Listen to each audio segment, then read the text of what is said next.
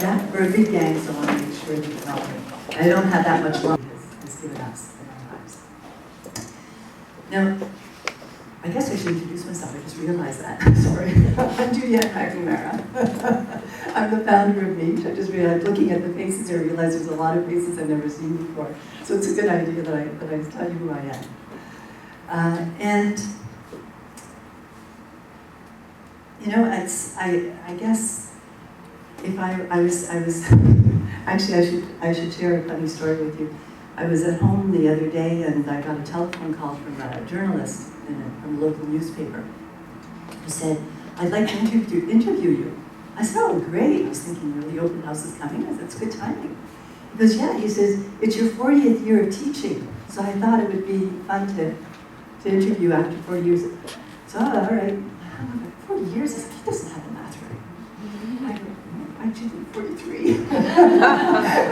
Oh, shit. I said, you know, and at the time I was teaching airline pilots and nurses physics, right? I said, probably their grandparents, you know, I could be teaching their grandchildren. It sort of hit home. But anyway, so over 40 years of teaching.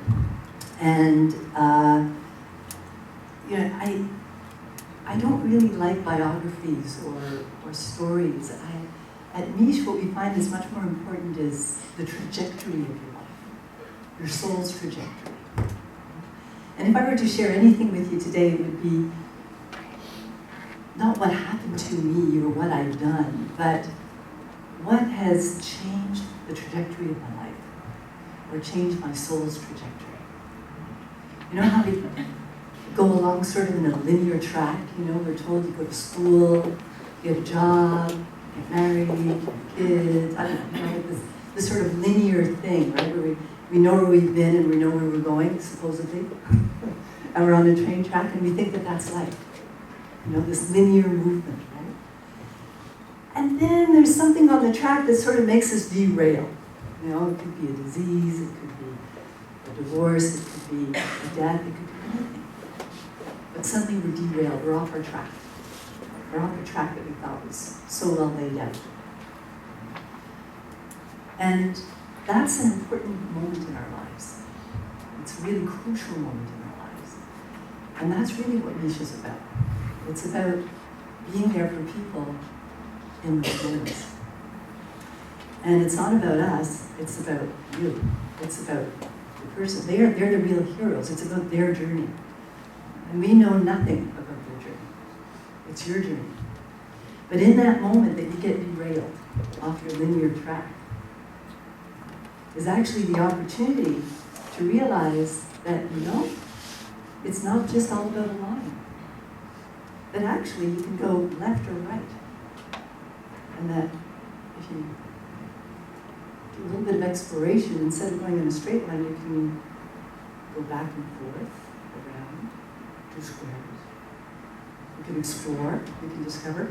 In other words, a true change, a true transformation, a true opportunity is one that brings in a new dimension. And it's not just about getting back on track. You know, you hear that expression, get back on track, you know what they're talking about, right? Getting back on the linear road. Well, no, that might not be it. You know? It might be more exciting to explore a new dimension, to bring a new dimension in our lives, and discover that there's a whole world out there that we didn't even know about. That we were just too linearly looking at where we have to go or what we think we have to do. You know all those shoulds that we carry on our shoulders? Isn't that interesting, right? Our shoulders. We carry all that on our shoulders, and that's why we all have, you know, tight necks and tight shoulders. We all have to do this. We blame it on the computer. But, you know, I used to do that exercise many years, I won't say how many years ago, with students years ago, on make a list of your shoulds. Just take a sheet and write all the things that you think you should be doing or should have done or should do. When you're on your 4th page, you know, really take a look at that. You know, that's the background noise. Huh? That's what we carry with you.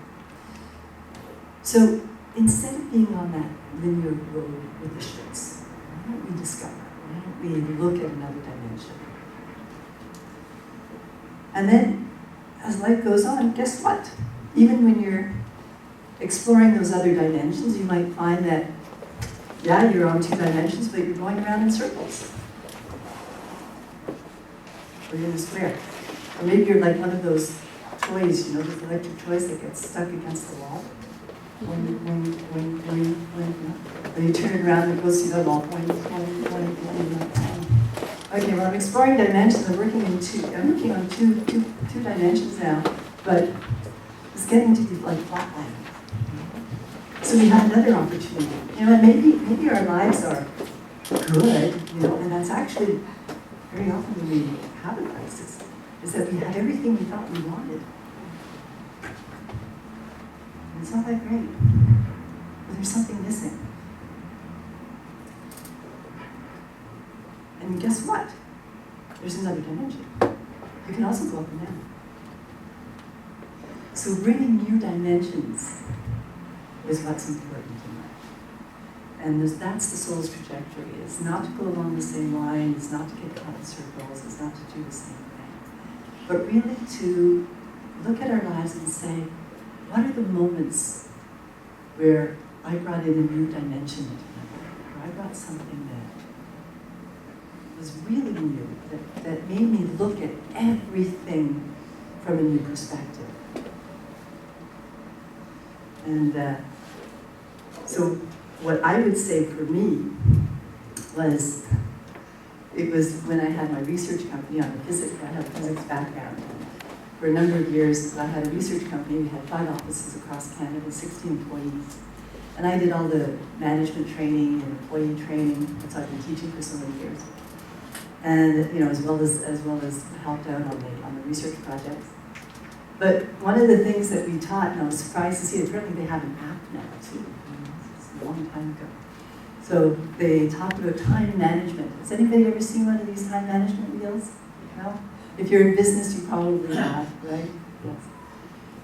And what they try to do is you have this sort of grid where on 1 to 10 you're supposed to put, I don't know how much time or importance or whatever each one of these sections in your life is. And he says, you know, say, to have a balanced life, you have to have so much time in your relationships and so much time in your growth, in your romance, in your family and friends, in your finance, in your business or career. You know, you're trying to balance your life by, you know, estimating how many hours or how much time or effort you put in each one of those segments. And I looked at that and I thought, something wrong with this. You know? Like, our life is made of these pieces. You know? And you know, if you've got the right ingredients, then you're going to have a good life. You know, this is what balance is. And sort of questioning the whole thing. And when I realized what was missing from this approach was that we're talking about, it's like cooking a recipe, we're talking about the ingredients, but we're not talking about the pot. We're not talking about the container that holds the ingredients. What's the container? What's the red thread? Who is that? Now, never mind your time, you know, because you say, oh, I spent so much time doing something. Like, who are you? You know? Are you, and we come to the question, are you a phenomenon or a noumenon? A phenomenon is an event. You know, something happened to me, I did this, I did that. You know, tell me about yourself, and you get this biography of what you did, what you wanted to do, what you accomplished, and what happened to you. That's a phenomenon. A noumenon is something much more essential. It's who we are. It's the container that holds all that. What is the container you hold for your life? That's one of the questions we're going to ask today, and that we're going to explore today. Is the container you hold for your life? And nobody can tell you or give you a formula for that, because it's your container. I know nothing about your container. No? 30 years ago, when I was in my 30s, I thought I knew everything. Very old joke. Sort of embarrassing now. Because today I really know that I know nothing. And especially when a patient comes into my room, or especially when students come into our classroom, is that we know nothing about them, about them as a noumenon, about their essence, about the container they hold. And we're there just to hold a space, to hold a container for them. So what my sort of crisis around this life wheel was, led me to read a book that I hadn't read yet, which was Holism and Evolution by Jan Christian Smuts. And that's one of the things that changed the trajectory of my soul. And that's what I want to share with you today, is the riches that I got out of that book and what it brought to me. And this is a public lecture, and it's something that I thought would be of interest to everybody. And it's a free book on the internet. You can download it. You got a PDF. You go on the whatever. So you can also buy it. It's called Evolution, Holism and Evolution. So Holism and I'm going to talk about it again. I'll be referring to that. And so that book changed my life. I suddenly recognized the importance of what a container and holding a container for my life meant. And no matter what the ingredients, all the ingredients, a container that's big enough to hold all of my life needs to be one that understands what life is and asks those questions of what life is in all of its dimensions. So that container, discovering holism, changed my life and still provides the container that we hold for our patients and for our students. And like I said, you are the hero in our lives. The student is the hero. Our heroes are, Jennifer Holtzgang, who graduated from our school. She had worked with her husband, the two of them, 6 kids on a farm, side by side. And then one day she discovered Holism and MICH and joined us and did her diploma as a gift for her. Went on to have her own practice, So that was her retirement gift, It's a lot of people come to me just as a second career, or just as a gift to themselves. She's the hero.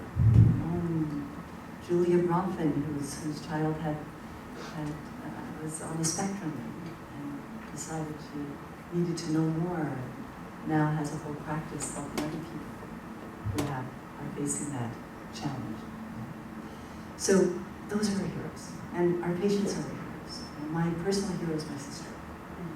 She's someone really, really, really important to me. And when she was diagnosed with leukemia, when I say diagnosed with leukemia, she was holding on to her life by a thread. And the courage that she had to not only go through everything that she went through, including massive doses of interferon that almost destroyed her, but then also when there was no response to the side effects from the doctor about the interferon, she started a patient support group for other people on interferon. And that's when she discovered that, even because when she told her doctor about all the side effects, he just said, it must be a HER tumor. He knew me. Assumed that she was on her. She wasn't on her.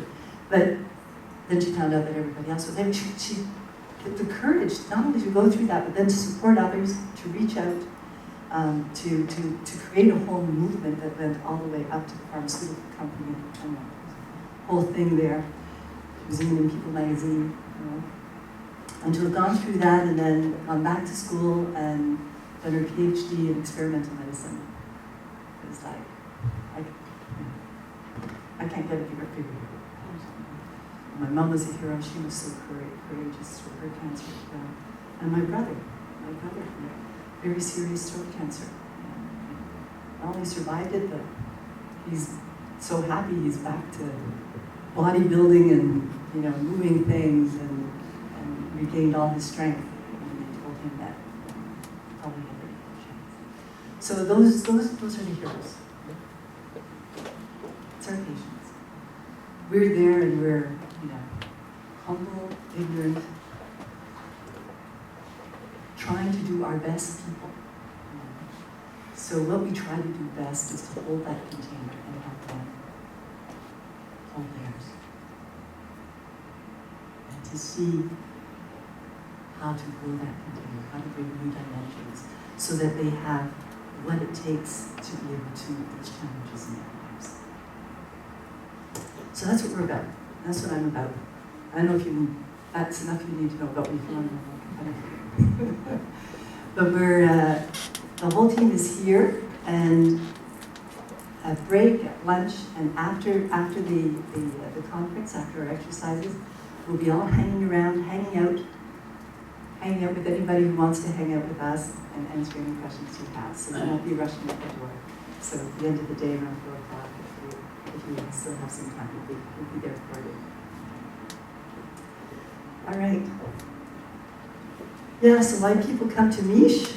They come to MICH to be renewed, resourced, not pumped up.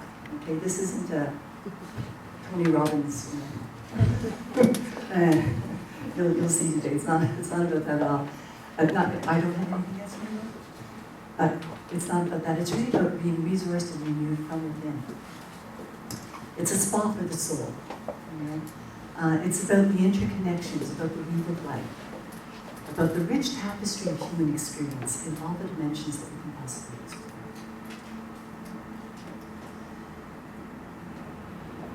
Well, I've been teaching for 40 plus years, yes. But from the beginning, the word educar was what motivated me. That's like an educar, the Latin educar, which means wellspring. So education, the original meaning of education was to enable, to help, to support each individual getting in touch with their own wellspring, with their inner resource. To explore, to find their inner resources, to discover their inner resources, and if we can, to provide some meaningful tools, practical tools for them. So what I usually do, if everybody's okay with that, maybe we'll just do a little centering moment. Bring us all in. It sort of helps us switch gears, you know? So just relax in your chairs for a while. I am too, actually. I'm not going to miss out on this opportunity. Our days are so busy and so full. It's, wow, what a gift to ourselves when we can actually just take a moment to sit and breathe out, with a big sigh, all of your shoulds and your shoulds and your distractions and thoughts and the whole thing, you know that commercial they used to have with the guy in the car, you know, and he'd get in his car and all of the, from work and all this stuff would be coming out of his brain, you know, papers and his boss, and you know, leave it all behind. Let it all go behind you. So let all the chatter and all of the distractions, let them go. Taking a deep breath in, filling it all the way down into your belly, and then as you breathe out, just the sigh, the letting go, the true release, and you can feel it all through your body. And just simply bring your awareness to everywhere where your body is in contact, where your feet are in contact with your shoes.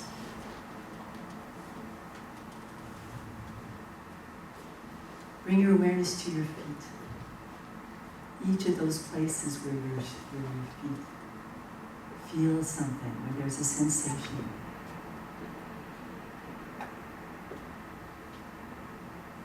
Imagine living in your feet. That would give you a different perspective. Just being in your feet.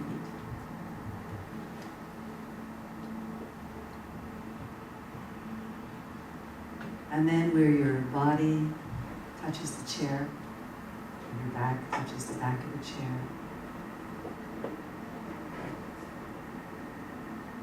And then whatever surface or sensations that you feel in your hands, arms,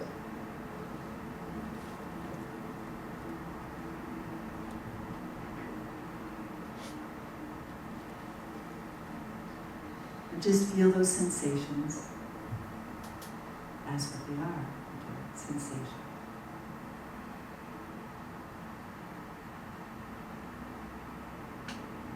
And then bring your awareness to your breath.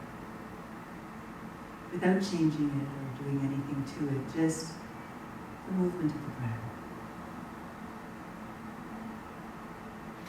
Awareness to when the breath begins and when it ends.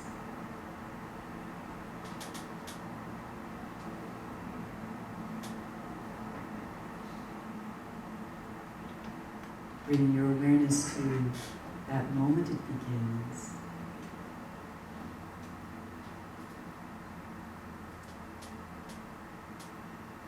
and the moment it ends, and the stillness of those moments.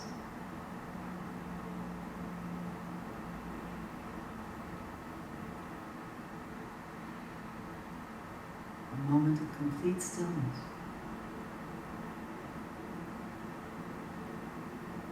And out of that stillness comes the impulse to breathe.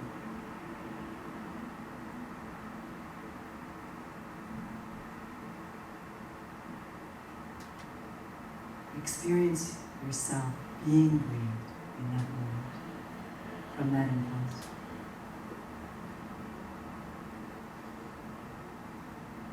It's not you breathing, you're being breathed.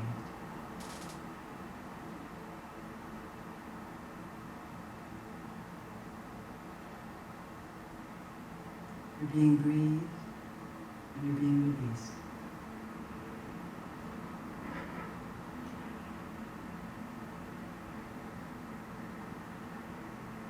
You're being born and you're dying with every breath.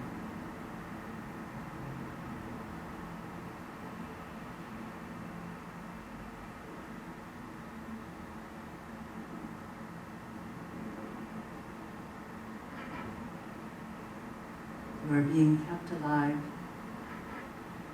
by a universal cosmic conspiracy to keep you alive.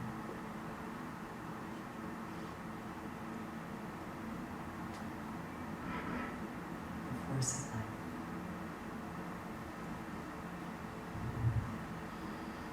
Then take a deep breath in, and stretch your shoulders and your neck.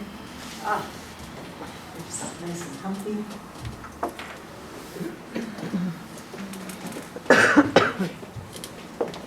Ready for this treat? So what are we going to talk about today?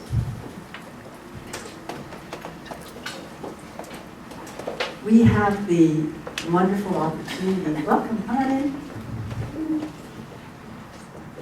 Yeah, it's a little, yeah. If you want to sit together, there's not too many seats. Sort of lucky to have a seat today. We're a bit tight. You know, you tell people there's only 5 places left and 6 people show up. So here we are. Yeah? Oh, okay, sure. But I don't know for the video, so we'll just do a trial. Okay. That's too dark for the video. It's a little bit too dark. It's too dark. Okay. Yeah, it's either all on or all off. Yeah, it's too dark. Maybe we'll have to buy a dimmer. It'll be our gift to the school. Sorry, guys. Okay, so we're really lucky at MICH because we have a team that is so complementary. We all come from totally different walks of life, which is fantastic because that's what makes the richness of the team.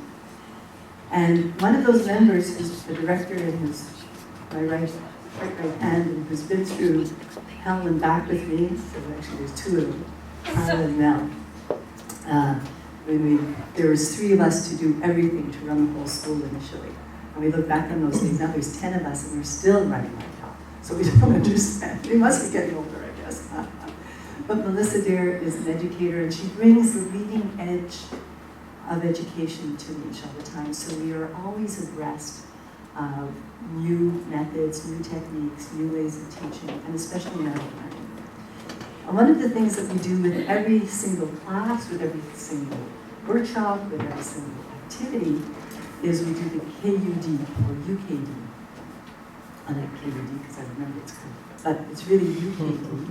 Because the understanding, it's when you what do we want people to understand, or what do we hope they understand? And that's really going to be the container for all the rest, isn't it? Knowledge, information, go on the internet, Google it, Information is everywhere. If you have any question, we couldn't get our box spring up the stairs the other day, Got this new, my sister gave us this bed, and we thought, great, got this new bed, and we get to the stairwell, the box spring doesn't fit in the stairwell. And we tried every way, and the two of us were at the end of like an hour, we were sweaty, and we had banged up the wall, and we had sort of, bent the bed, and anyway, went on the internet, and there it was. Can't get our box spring up the stairs. Cut it in two. And even showed us how. So, to know how to do something, or just to know about stuff, geez, we used to have to go to the library and the index cards, and it'd be like a whole day, right? Now it's ask your question, don't even, it could be just your question, it's like amazing. But that's information. Our school isn't about information. Information, whatever we can put in information, we put in our online courses. And there we very carefully pick the information that's there that's pertinent to you. You don't have time to read stuff, you don't need a textbook. You need to read what you need to know to do what you need to do.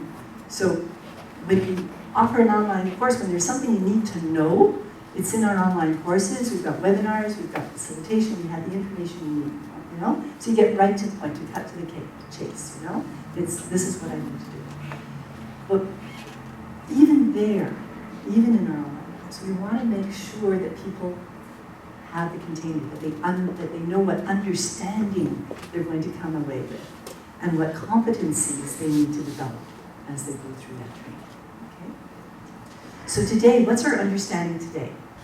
Today, the title of the talk is the Dance of Duality, the Dance of Life. And hopefully you'll come away with the understanding that we live and all of life exists in the tension between opposites.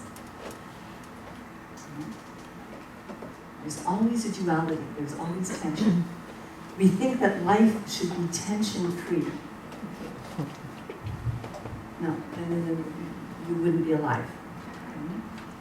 By definition, the human being is between earth and sky, where between life and death, there's a tension of life that's necessary. Now that doesn't mean to go through life in constant stress. That's a different thing. Constant and chronic stress is a whole other thing, and that makes us sick. But tension, understanding that tension between opposites, and understanding the opportunity that is in that tension. Because what that tension means is that your container is too small. I'm going to be looking at that. So how do I make my container bigger? But instead of doing that, what most of us do is that we gravitate to one side, like we feel the tension between opposites, so I'm going to go over to this side. Then I don't have to feel the tension. All I have to do is arm myself against the other side. So we're going to look at that and see that it's not a solution, that it's actually the cause of war, division, conflict, strife, divorces, difficulty in relationships, communication, and it stifles our evolution in our life. Okay? So it's something that I think everybody can appreciate and use in their lives as far as an understanding goes. Now, because it really is an important thing to look at. We, especially now, especially with the world events that are happening and the polarization that's happening, the current evolutionary challenge to humanity is to embrace a holistic reality. And that word holism and holistic has been so misused. And that's part of the reason why I wanted to bring that book in, because Holism and Evolution by Jan Christian Smuts is actually the person who coined the word holism. So we're going to go back to the original definition by the person who actually wrote the first book, so that we really know what holistic means. Wholes and duality. Life is a dance of duality and not as one of opposed conflicts or opposition or stalemate. So that's what we want to understand. That's the container that we're going to be sitting in today. What we want to know, what we hope that you'll learn, is to how to resolve duality in your life. Things like spiritual material dualities. And maybe you don't feel you have a duality there, but you have people around you who bring out that duality in your life. Matter, spirit, mind, body, heart, head is another one, isn't it? That we often have as a duality. Cause and effect. All of those polarities we're going to look at, and we're going to learn how to address, how to work with those polarities through the application of what we know about evolutionary theory, holism, and can't help a little bit of quantum mechanics. Not too much, just a little bit, I can't help myself. I said, I'm not going to do one on quantum mechanics, and then a couple of slides sort of, they'll have to put up with me there. And do what you want to be able to do when you leave here is to be able to see through your own conflicts and your own polarization with practical exercises that you can do at home. That we're going to be actually here to show you. Okay? So there's always those three parts to everything that we teach. A practical part, a knowledge part, but what we think is the most important is the understanding part. That you can't just get off the internet. That really requires an integration, really requires bringing things into your life and making them part of your life. Integrate doesn't mean that you remember the information. When we talk about integration, we mean whole organism integration. It's in your cells. There's been a change of perspective. There's been a transformation in and of yourself. So that's dancing with duality. Let's go. So dancing with duality, life, there's always two sides. Isn't that a pain? Wouldn't it be nice if just everybody agreed with us? Like, why does there always have to be one person who doesn't agree with my opinion? What? That's life. Duality is the quality or condition of being dual, by definition, consisting of two parts, elements, or aspects. And we're going to see how it takes two, all the way through life, all the way through creation, all the way down to the smallest particle, all the way up to it's always about the dance of two. It's that dance between two. It's the protons and electrons and electricity. The batteries and positive and negative. There's always two parts that are in an interchangeable dance, and that's what creates the movement of life. Otherwise, life would be stagnant. Okay? So the requirement of that for life. Okay, the particle and the wave. What's life? Is a wave, is a particle. The duality is in quantum physics as well. It's a very, very core part of quantum physics. So everything from the smallest particle all the way up to the most sophisticated organism, we're going to see that dance of those two parts, two opposing forces. Okay, so that's a fundamental principle. And I'll visit it a few times just so that you feel sure that it is. Polar opposites in a dance. I love penguins, by the way. We live and all of life exists in the tension between opposites. The tendency, however, is for us to gravitate to one side or another, to the extreme. Okay, we'll even go to an extreme on one side to feel safe. And sometimes we don't even know we've done that until somebody in our life shows up at the other side. And then we find ourselves rejecting them, defending our position, wanting them to change their mind, right? Has that ever happened to you? Maybe once? Anyway, and that's when that should be a trigger then for you to say, ha-ha, ha-ha, I'm hiding out. I'm hiding out in one side. The spiritual material one is an interesting one, as you'll see, because a lot of people hiding out in spirituality. Oh, not material. Okay. Let's see. Okay, that's actually eventually causes stress. Even though we feel safe there, we feel safe, we end up being in a defensive stance. We end up finding ourselves trying to keep certain people at bay, or trying to gravitate towards other people or holding on to things. These are recent events. We can't not talk about them. You know what happened in France. And I was looking through the pictures, and when I saw this, I thought, isn't that great? You know? United together against the extremes. And that's an important message, because everybody is feeling that the greatest danger isn't from the terrorists.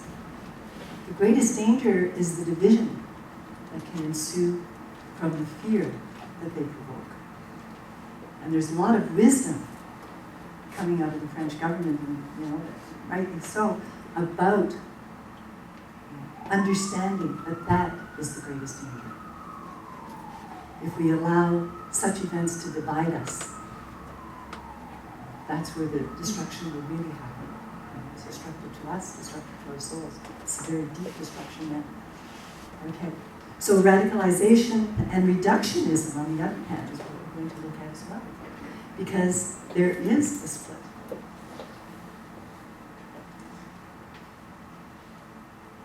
And we see that split. I've seen a lot of anti-religious stuff, and I was watching this really great animation on ATP, the triphosphate, is how the mechanism of how energy is produced in the body. Let's see what I do for fun. Eh? Anyway, so I was watching this, one of my powerhouses doing ourselves. I was watching this. It was such a nice animation, very well done, very scientific, by a group of scientists, right down to the last detail. It was fun to watch, I probably watch it today. Anyway, I'll give you the link. So I'm watching this, and then I thought, that was great. And then I looked down at the comments, and I thought, what? So at the end, okay, it's what the body, when you really understand the incredible magic of every moment of life. And when you go down inside the cell and inside the mitochondria and inside what's happening there with the photons and the protons and the electrons and the electron chain, and it's the equivalent, what happens in a little cell, if you were to make it the size of you, would be the equivalent of being in 30,000 volts of electricity. And I was like, there's all of this going on, and at light speed, it's really incredible. They sort of captured that feeling a little bit in the animation. And so they were talking through all of the science, and at the end he said something like, an incredible example of creation, or the intelligence of creation. The criticism. What do you mean intelligence of creation? All of a sudden there has to be a creator. How can we bring God into this? And I'm thinking, oh guys, cool your heels, It's like we can't talk about the intelligence of life without it meaning that, we're a religious fanatic. So that's, I thought, geez, there's a polarity here, We can see a division, and it's an important one. And there's a great sensitivity, homeopathy, as we all know, is something much bigger than science. And scientists are very frustrated that it won't fit in their box, And because it won't fit in their box, they're going to discredit it as if it doesn't exist. So we have this, I have a science background, so I don't have anything against science, we're scientists. But there's something we're not seeing collectively, not just scientists, collectively, that we're not seeing and understanding, that we're assuming. And when we see that kind of polarity, we have to look at our assumptions. What are the assumptions we're making? So if I say I'm scientific, which I would, I say I love science, I love science. Saying scientific, then that usually means that, the theory of evolution makes sense to me. I've read the theory of evolution, read Darwin. Yeah, it makes perfect sense. It's been scientifically demonstrated. You know, I think they, you know. So, and life appears to arise in or from matter, right? And from that matter, you know, so we have matter, and then we have life, and then we have the human being, and we have consciousness, and we have mind. It would appear that one came from the other. Okay, that's reasonable enough. But does that mean that I assume that matter is primary? You see the difference? You can say that life appears to have come out of that evolutionary. But then to say that matter was just stuff, and that it is primary, is saying a totally different thing, and we're not making that differentiation. The assumption is that because it arose from those things, that it's subsidiary to those things, that it's like a byproduct. You know when you go to the doctor and you say, you know, you feel pain somewhere and they do all the x-rays and tests and you say, well, you don't see anything on your scan, so it must be in your head. Of course, that means that it doesn't exist. If you're feeling it and it's not in your body, then it's not existing, and it's in your head. It's just in your mind. You know, usually you say, oh, that's in your mind, you need to say it's not real. You know? So it's a very, very, very fine line, you know? But this assumption that mind, soul, and life are somehow subsidiary. In other words, you know, take away the matter, none of that exists. Is that true? True. Can something like mind, soul, maybe we don't want to get soul, maybe just mind, just come out of stuff? Or was there something in the stuff to begin with that just got expressed through evolution and through the human expression? And what was in the stuff? Maybe it's not just stuff. That's what other comments is. Okay. So there's a materialism that is associated. If you're a scientist, you've got to be materialist. And that means that you make those assumptions. And if you don't, you're a bit kooky. If, however, the idea that we're just stuff, and that mind and soul are just subsidiaries of stuff, if that disturbs something in you, you know, you find that doesn't make sense for you, then you might feel yourself polarized into religion. So the religious person says, you know, looks like I have to deny evolution. If you say evolution is that everything comes from stuff and everything is stuff, then what choice do you leave me except to deny that, you know, evolution is true? I'm going to hope that it stays a theory and then it gets thrown out. And they want to protect their spiritual and moral values and feel that by saying we're all stuff might infringe upon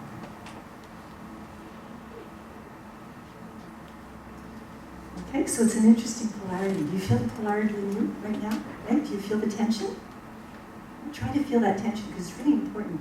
You know, as I'm reading one side and reading the other, where do you feel yourself moving? Do you feel that? Do you feel how you move to one side or the other? So, well, I don't know if they question. So if matter causes the soul, then there can be nothing more in the soul than what was in matter. If matter causes the mind and consciousness, and there's nothing in consciousness, right, more than what was in matter. So, you know, that means that it's just a mechanical product. And mechanical is the key word here, because, you know, that's what's implied in materialism. On the other hand, if soul is more than matter, so matter cannot be its cause. But if it's not its cause, then where did it come from?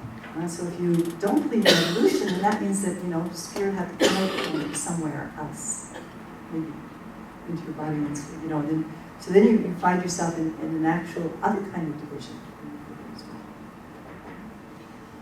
If we really sit with any polarity, we'll find that both of them are right and both of them are wrong. Or maybe not wrong, but incomplete. You know? Okay? And that's what polarity is that they're two sides of the one thing. And what are they two sides of? That's the principle that we're looking at. So here we are in this polarity. What's interesting about both sides is both sides can take away hope from humanity. We have the American South, to remind us of how extreme we can be sometimes as human beings. And there's, I don't know, my husband was watching television once, I was just flabbergasted. They were showing these guys driving around these trucks that they designed to make as much smoke as possible. Have you ever heard of that?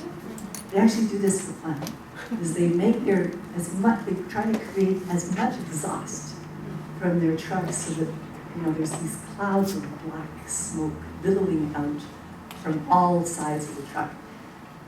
And then they were interviewing me and saying, well, what do you think about ecology? Or what do you think about pollution? They said, well, it's in God's hands. I can't do anything about it, so I might as well.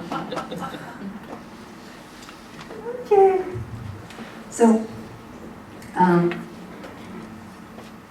the material side, we say that the Big Bang, the original creation, provided a minimum, and everything just progressed from there. And that everything is just sort of a reshuffling of what was there at the beginning. We're going to look at some of the theories of how life began and how there's still that predominant way of thinking. So what it's saying is that nature can only sort of reshuffle the deck. It's almost like our governments. Big change in the government, just same faces, just in different places. But yeah, that definitely takes away our hope, doesn't it? Anyway, I won't get to that. Everything was given at the beginning for the spiritualist. The Creator is seen to create. Okay, so everything was there, and all hope lies in this Creator. God's going to take care of it. I like the Muslim story of the fellow who comes to meet his master in the desert, and he travels on his camel for miles and miles across the desert, and he comes and he meets the guru, the teacher, the spiritual teacher, and he jumps off his camel and he runs to the teacher, and throws himself on the ground and says, I've traveled for months to meet you, I'm so happy to be here. And the first words the spiritual master said, go tie up your camel. And he said, well, what about Allah? He says, Allah does what Allah does. You tie up your camel. You don't have to tie up your camel. That was a very good piece of practical advice. So to put all hope in the Creator in that way is actually a way of them not taking our responsibility as human beings.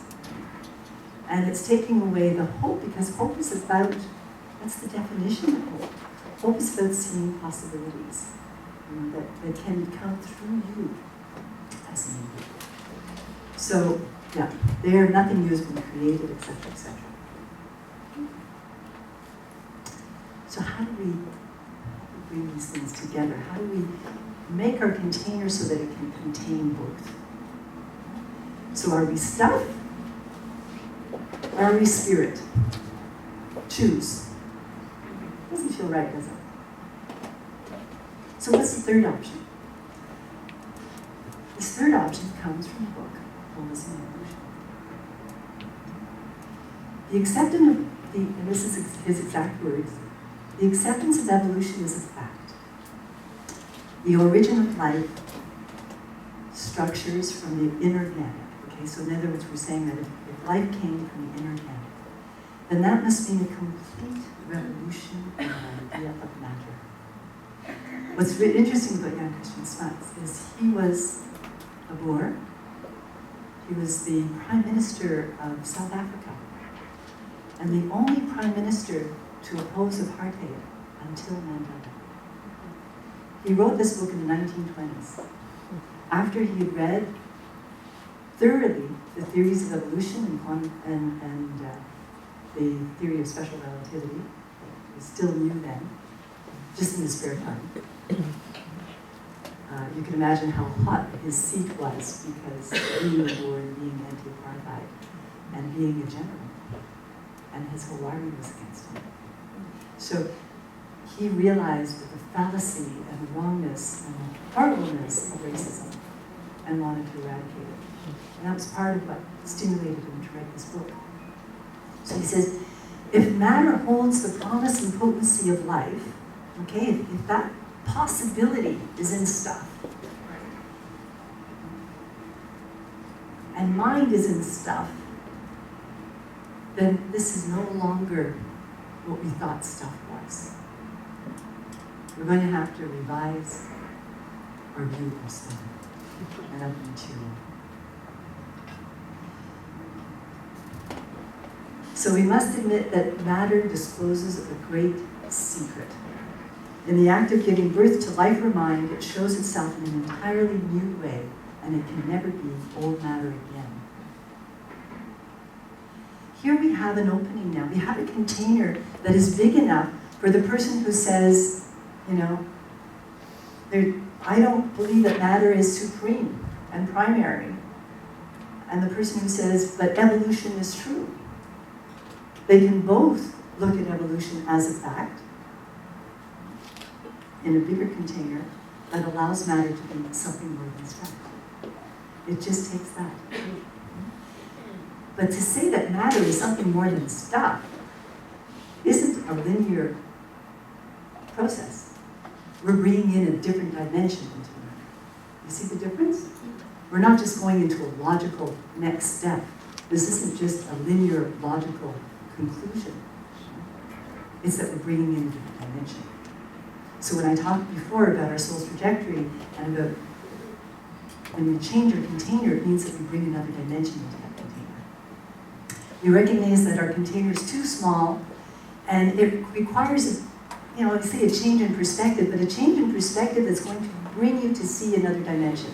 Like I say, from going from a line to a plane, and from a plane to 3D, It's really that change. Admitting that we're missing something. Why do we hate to admit that? We'd like to feel that we know it all, or that we can know it all, or that we have it all. But admitting that we must be missing something.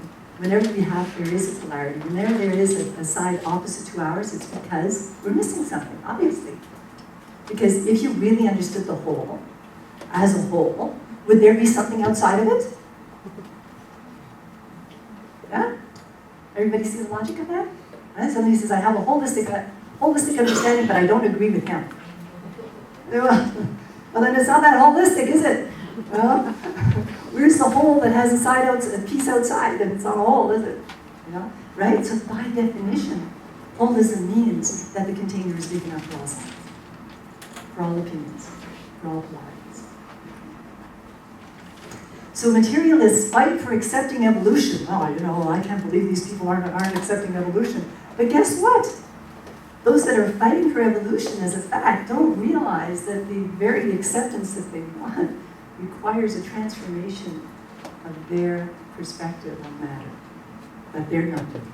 And that's why there is that polarity. So when there is a polarity, when there is a misunderstanding, where there is that kind of conflict happening, it's both sides that are missing something. We like to think it's just the other guy. Well, if he agreed with me, he'd be in the pot. Okay.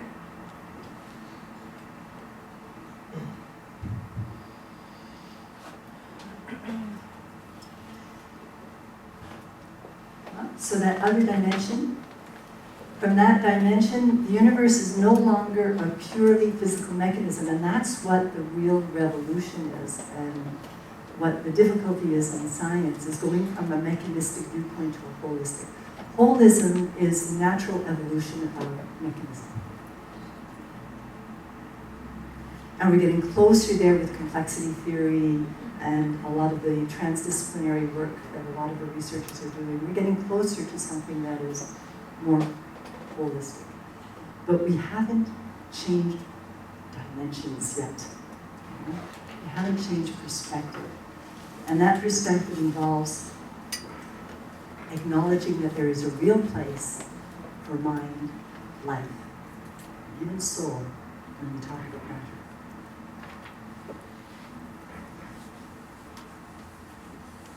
That matter is not merely stuff, it holds in its essence life and mind. Now that line and this transition, if you're going to practice homeopathy, if you're going to use homeopathy as a tool, which we do, you really need to get that. Because that's what homeopathy is. There's no stuff in homeopathy, you get a remedy, there isn't a molecule, not one molecule in there. That's what the scientists had trouble with, don't they? Well, there's nothing in your water. We've analyzed it, we've looked at it, there's not one molecule. We said, we know. We know. You know, we're not lying to anybody. We know that there's not one molecule. We even tell them. You know? Oh, then you're just giving them water. No, we're not.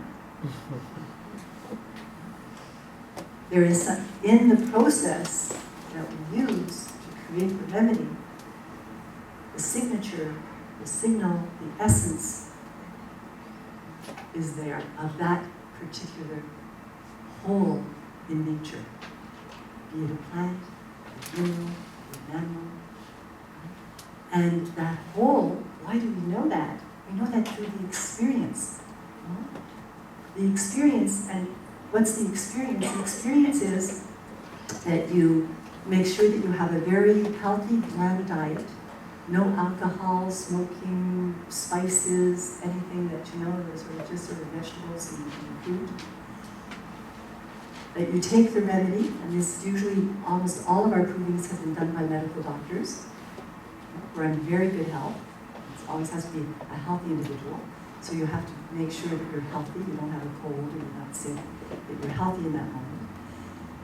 And by following the diet and doing everything that you usually do in your routine, not changing anything in your routine either, that you take the remedy a number of times until you start feeling its effects. Forget, there's nothing in the law. No thing.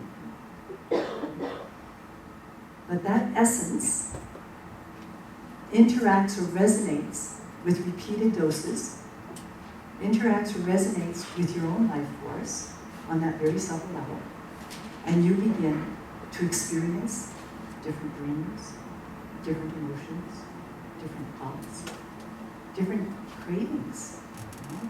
Someone who never liked apples, all of a sudden likes apples, or someone who loved eggs suddenly has a aversion to them, or somebody who usually has a certain kind of dream has a very different kind of dream, finds themselves reacting a little bit differently. It's very subtle, but it's in the actual organization.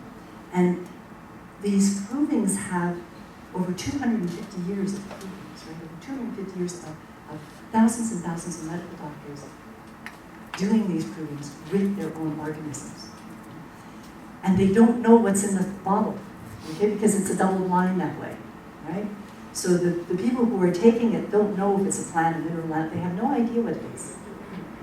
So they're just taking this, they're experiencing things, they meet with a homeopath who also doesn't know what's in the bottle or what they're proving, and they write down all the symptoms, mental, emotional, physical. I started to have ringing in my ears, I have this funny taste in the back of my tongue, I've lost my appetite, I'm burping more, and every single thing. And then at the end, a month later, 6 weeks later, all of that information is brought together, and then they start correlating the information, and they start painting a picture. They start painting a picture of the essence of that substance, of that material substance. The materia medica is something very precious for us. It's a symbol of thousands and thousands and hundreds of thousands of hours that people have devoted their lives to doing this experimentation with all of the requirements that it needs to do them properly and to have this information. And then it becomes so important when we're giving them the category. So that matter isn't merely stuff, it's rather close to our hearts here. You can see that? Because we've had the experience personally of matter not being just stuff. We've done provings, we've taken methods. We know that it's more than that, and we know that it's not our imagination, because we know that there's a correlation. And these provings are done in different countries, different times, across the world, in different places. And yet, the same symptoms will arise in all of those times and places by people who don't even know it. So that's the science behind homeopathy. So it is double blind. it is done in a very empirical way. It's an empirical study, and it follows all of that. The only problem is, it's not about stuff. And it seems like in order to be scientific, it's got to be about stuff. But not just only stuff, pre-evolutionary stuff, pre-quantum stuff, the old stuff, the stuff of Louis XIV, you know? And then it's okay. Except that science is hitting a few laws. Okay.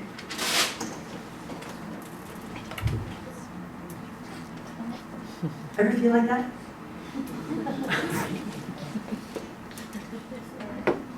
So when we're caught in duality, right, it's really because our container is just too small.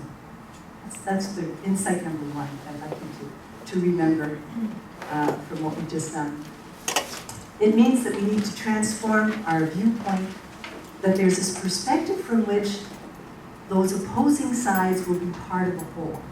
And you will be so excited when you get to that whole, when you get, you know, when your container expands and all of a sudden that opposite side, that other side isn't opposite anymore, that it's right in there in the pot with everything else in your life.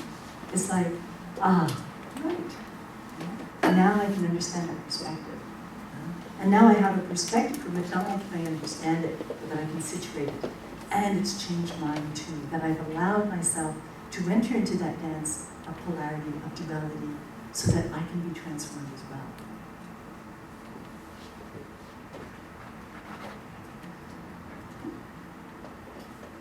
So, just that point to bring home that, yeah, the new dimensions have to be considered if evolution is to be accepted. So, and it's not just the biologists or scientists, because they're us, and we're them. Okay, we have not collectively abandoned our pre-evolutionary ideas. So even if you feel you're leading edge and you believe in evolution and you're right there and all of that, but what do you think of stuff? And what is your concept of material? Now, what's interesting is even for those of us who do see the truth behind the theory of evolution,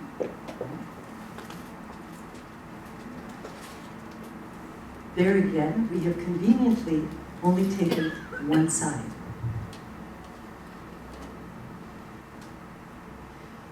Charles Darwin, when you talk about Charles Darwin, what do you usually hear from people? Of course, law of natural selection. Yes? Everybody heard of that? Law of natural selection? Right? Strongest survive, the whole bit. Survival of the fittest. Yes. What's interesting is that is one side of evolution. If you read Charles Darwin, The Descent of Man, okay, 1879, details two complementary and opposing processes, natural selection and sexual selection. And evolution doesn't make sense if it's only one of those sides. That's what people don't get. If evolution is just natural selection, then throw the theory out because it would not hold water. It requires this two sides. How many people, just out of curiosity, know about the two sides? Not too many, right? Is that interesting? Yet we all think we know the theory of evolution, don't we? And you've heard it how many times on TV, and you've read how many books on it. Isn't it interesting how we can selectively choose what we explain and what we teach and what we learn? The sexual selection side, similar to I've heard the survival of the best cooperators. Oh, we're going to get to it. So, evolution has dual parts in the dance: natural selection and sexual selection. The natural selection operates by killing or destroying the unfit, the unwhole. And this is, what we don't recognize is this is only the second step. You can't kill off something that hasn't been created yet. You see how we don't think through things, right? Yeah? Yeah. Oh yeah, natural selection, yeah, get off. Well, how did they come into being? Like, what is the process by which that new being was created in the first place. Because that's really what evolution is about, isn't it? Well, that happens through sexual selection. And that operates on the creation of new creatures. That's the creative part of the process. That's really where evolution happens. So, and what's interesting about them is that there is a directive force of evolution. Right? There is, and that's what we see a little more. There's a force of evolution, and natural and selection are fundamentally, we're going to see, of mind or psyche, if you want, and not merely mechanical. Now, what Darwin uses as an example in his book is the peacock. This is a peacock.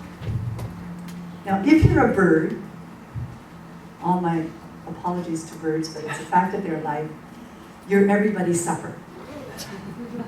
Right? Yeah? They're on the bottom of the food chain as far as animals go, and their eggs are eaten by raccoons and snakes and other birds and cats and dogs, and right? When you're a bird, you're at high risk. Okay? So if you're everybody's supper, would you go out looking like that?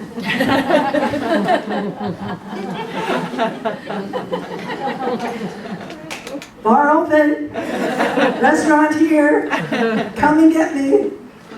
Okay? Does that have to do with survival? No.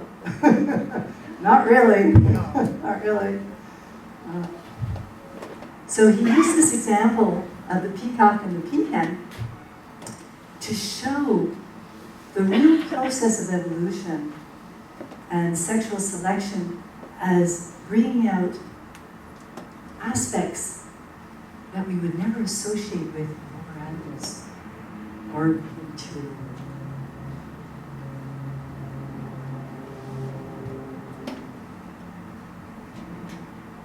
The word appreciation.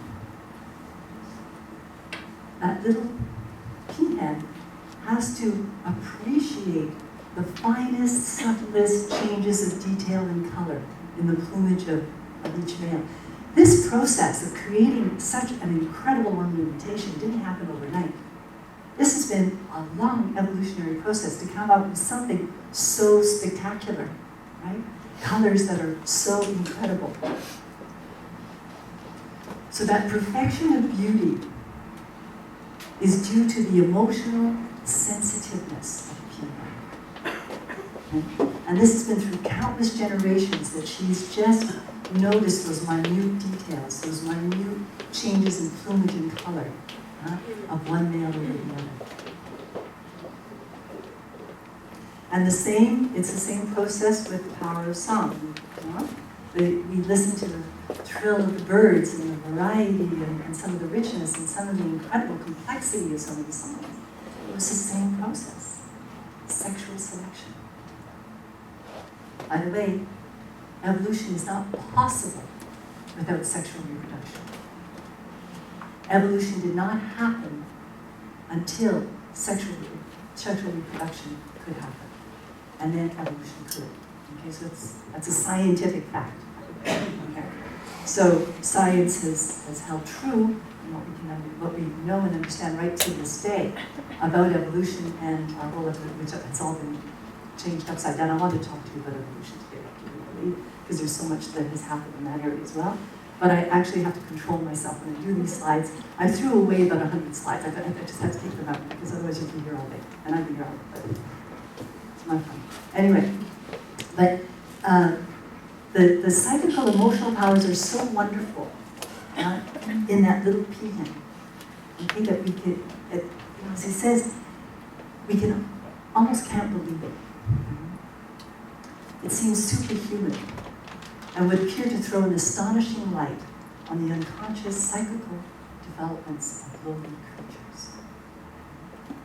He's trying to say, use the word psychical, soul, like there's that appreciation, the appreciation of beauty, of color, of shine, all of the little details that went into the perfection of that plumage.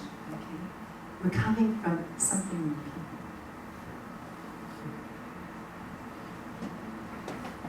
He also says, if the human female showed the same sensitive judgment and discrimination as the female bird, shows a sensitive sex instinct, what superhuman men these sorry males in time would become. So guys, just think of that when your wife is so picky, or your girlfriend, you can never satisfy her. You know, it's in the genes. Yes, but if it was a little bit to the right, or not quite that color, or, there you go. We see that in birds, we see that in fish. Again, you know, the other animal that, you know, is everybody suffer. So why all of these bright? Why attract attention? Why make yourself even more visible? You know, wouldn't a nice shade of blue or green or gray be much better?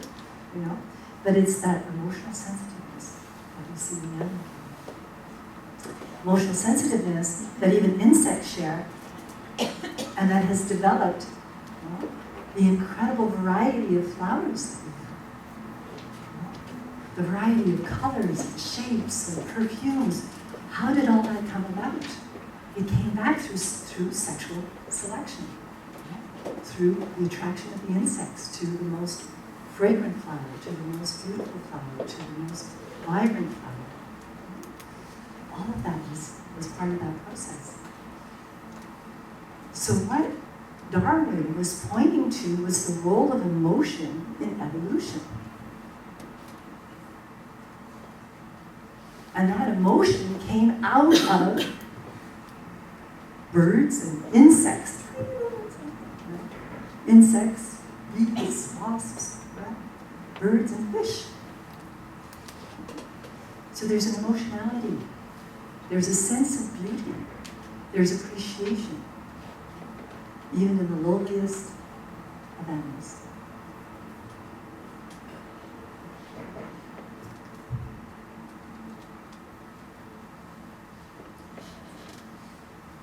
If evolution were just survival of the fittest, then there would only be bacteria and viruses on the planet because, one, they've got it down pat. They can proliferate and go crazy, just give them the opportunity. Right? And they can do that in the anaerobic conditions, air, not air, I don't care, high heat, low heat, even in a radioactive, environment, we can find bacteria. So if evolution was just about survival, we wouldn't be here. Because there would be no need. And evolution, I don't know if you know about nature, but nature doesn't do what she doesn't need. There would be no need for higher evolution. Now, they've got it down pat. Reproduction rate, adaptability, resilience, all of those remain unmatched by anything else that has evolved from them. Is that interesting?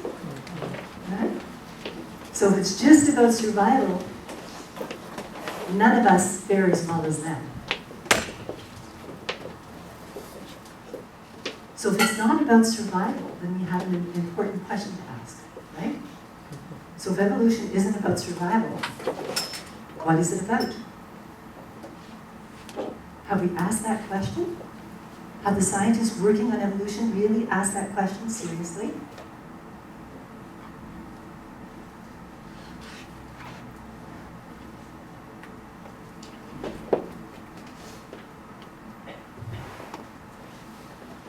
Oops, went too fast there.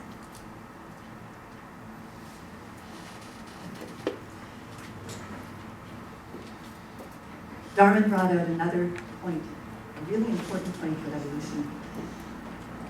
He said, evolution can't be about survival because the most evolved creature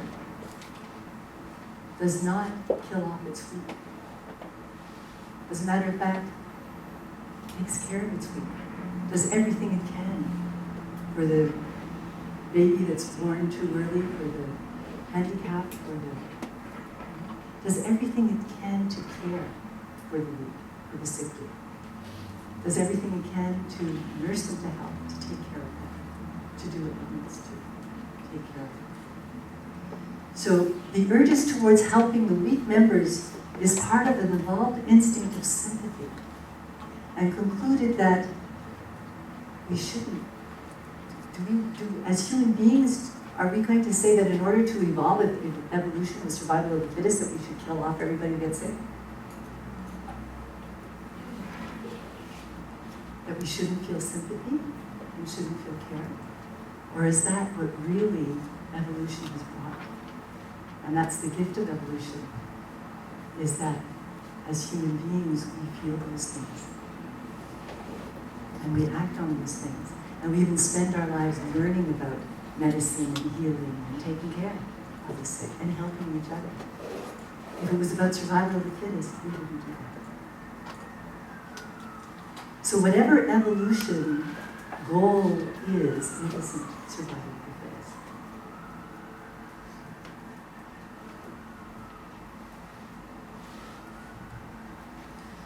Jan Christian Smuts, after reading Darwin and reading Einstein, said that evolution happens to create awareness of the meaning of the whole. He noticed that evolution was a process of creating wholes. And he said the meaning of the whole is beauty, as we saw in the birds and fish, is love, as we see in humanity and many other species, and also freedom, many other things.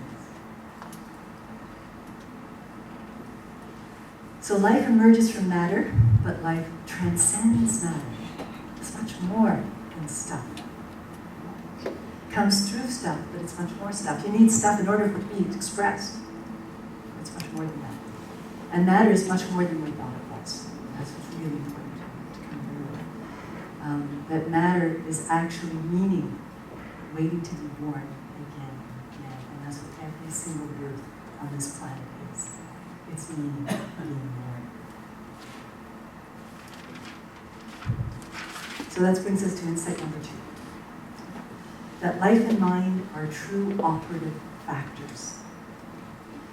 They play a real part in determining both the advance and the direction of evolution and adaptation. It's not a mechanical process. It is one that is intelligent. And that intelligence is about meaning, and its direction is towards deeper and greater meaning. Their mind, life, and matter aren't separate things. They're a dance of those things. It's like E equals MC squared. Energy, matter, and light aren't separate things. They can all dance with each other. They all are part and parcel of the same whole. So matter isn't just a phenomenon, it's a noumenon. Okay? That matter too has an essence, a soul. Everything, the rock, the mineral, the plant, has something that characterizes its wholeness, that characterizes it as a whole, and that allows it to be recognized as a whole.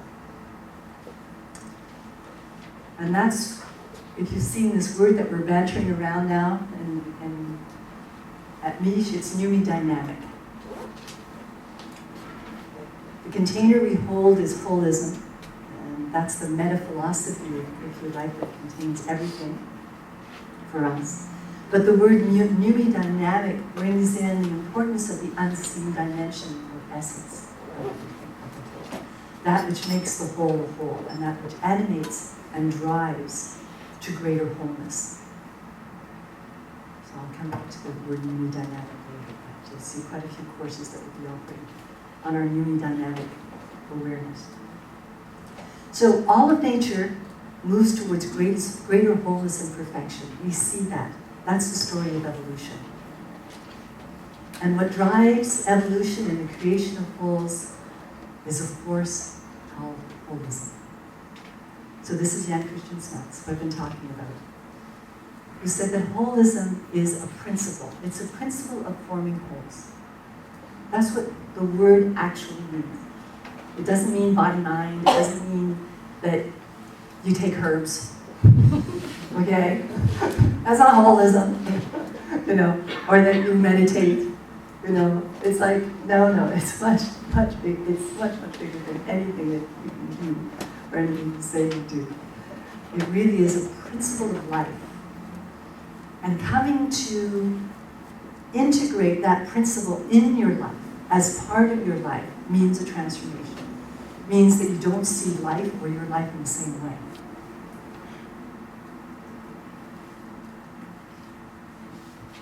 Really applying holism and living holistically means adding a whole new spectrum of dimensions to your perspective. In 1926 was when he wrote the book, and that was it. The active creative process in the universe, right from the simplest atom, right from the Big Bang, right, doesn't matter from where you want to start it. Holism, the creation of wholes, was there. He uses an example of atoms forming compounds, okay? Oxygen is a complete whole. Yes? Oxygen. We know oxygen exists. There it is. It's a gas. It has properties. What are its properties? It's light. It's gaseous. Right? One thing about oxygen is if you've got a fire happening, would you want to bring in a whole bunch of oxygen? That's not what you want to do, is it? So what would happen if you had a fire happening and you brought in a whole bunch of oxygen? You'd have a much bigger fire, right? So it's very explosive, isn't it? It's part, the oxidative process is that burning oxygen, which actually happens in our body, which is why we're so exothermic. This whole, oxidative process, okay, redox reactions. I won't go to all the history. That's what we do, and that's what oxygen is, and that's a very important part of the chain of life is oxygen. Not a requirement for life, by the way, but an important part of evolved life for sure is the use of oxygen as a carrier of protons and electrons, which is really where it's important is. But if we look at it as an element, it's this very explosive gas, right? And hydrogen is a gas as well, isn't it? But in forming a compound, both of them are inflammable, both of them are very light, but they form a very common compound that everybody has at home, H2O, which is water. Is water a gas? Is water inflammable? Well, it can be if you heat it up enough, but not in room temperature. Is it inflammable? Not very. I don't know if you've ever tried to light a fire in a bathtub, but unless you put your bath oil in there, it's not going to work. Okay, the matches keep going out. So here we have two very inflammable gases. Okay, remember the hydrogen balloon? Two inflammable gases that, when they come together, they make something that is totally uninflammable. The point that he was making by using this example is that whenever new holes are created, not with a H, but with W, new holes are created in the universe, that they are new and different and have unique properties. Yeah? A compound does not have the same properties as the elements that made it up.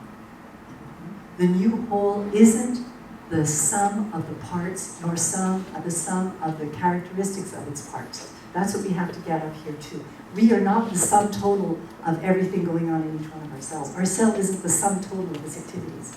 Okay, we are not summations. Every whole has its unique characteristics that sometimes have nothing to do with the original characteristics of the constitutional parts. We're going to talk more about that. Okay, so the new whole is liquid, it's non-inflammable, it has different reactions, totally different properties, and these properties we wouldn't have even be able to guess, because if you knew about oxygen, you knew about hydrogen, I said, if I put the two of them together, what do you think will happen? Oh my God, it would be incredible. Not water, So it's not even what we would predict or what we would think would happen.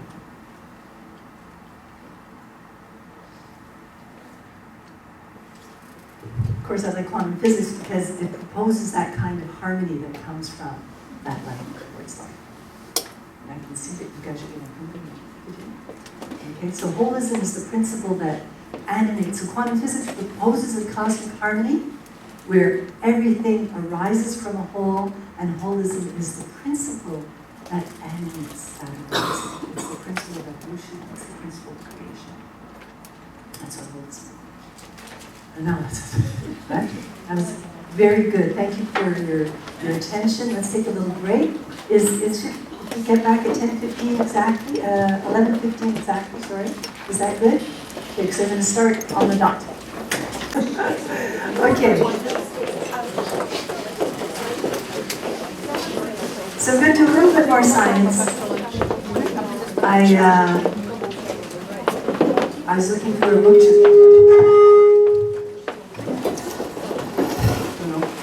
Sometimes you have these weird secondary effects. Yes, I'm recording you now. I forgot to record this one. There we have it back. Okay. So we're going to look at some of the questions that science struggles with. Like, what is life? Just a small question. We think we can, do all sorts of things to life, and that we can extend life, and that we can prevent life, we can do all of these things, but what is life? What is living versus non-living? And how did life begin?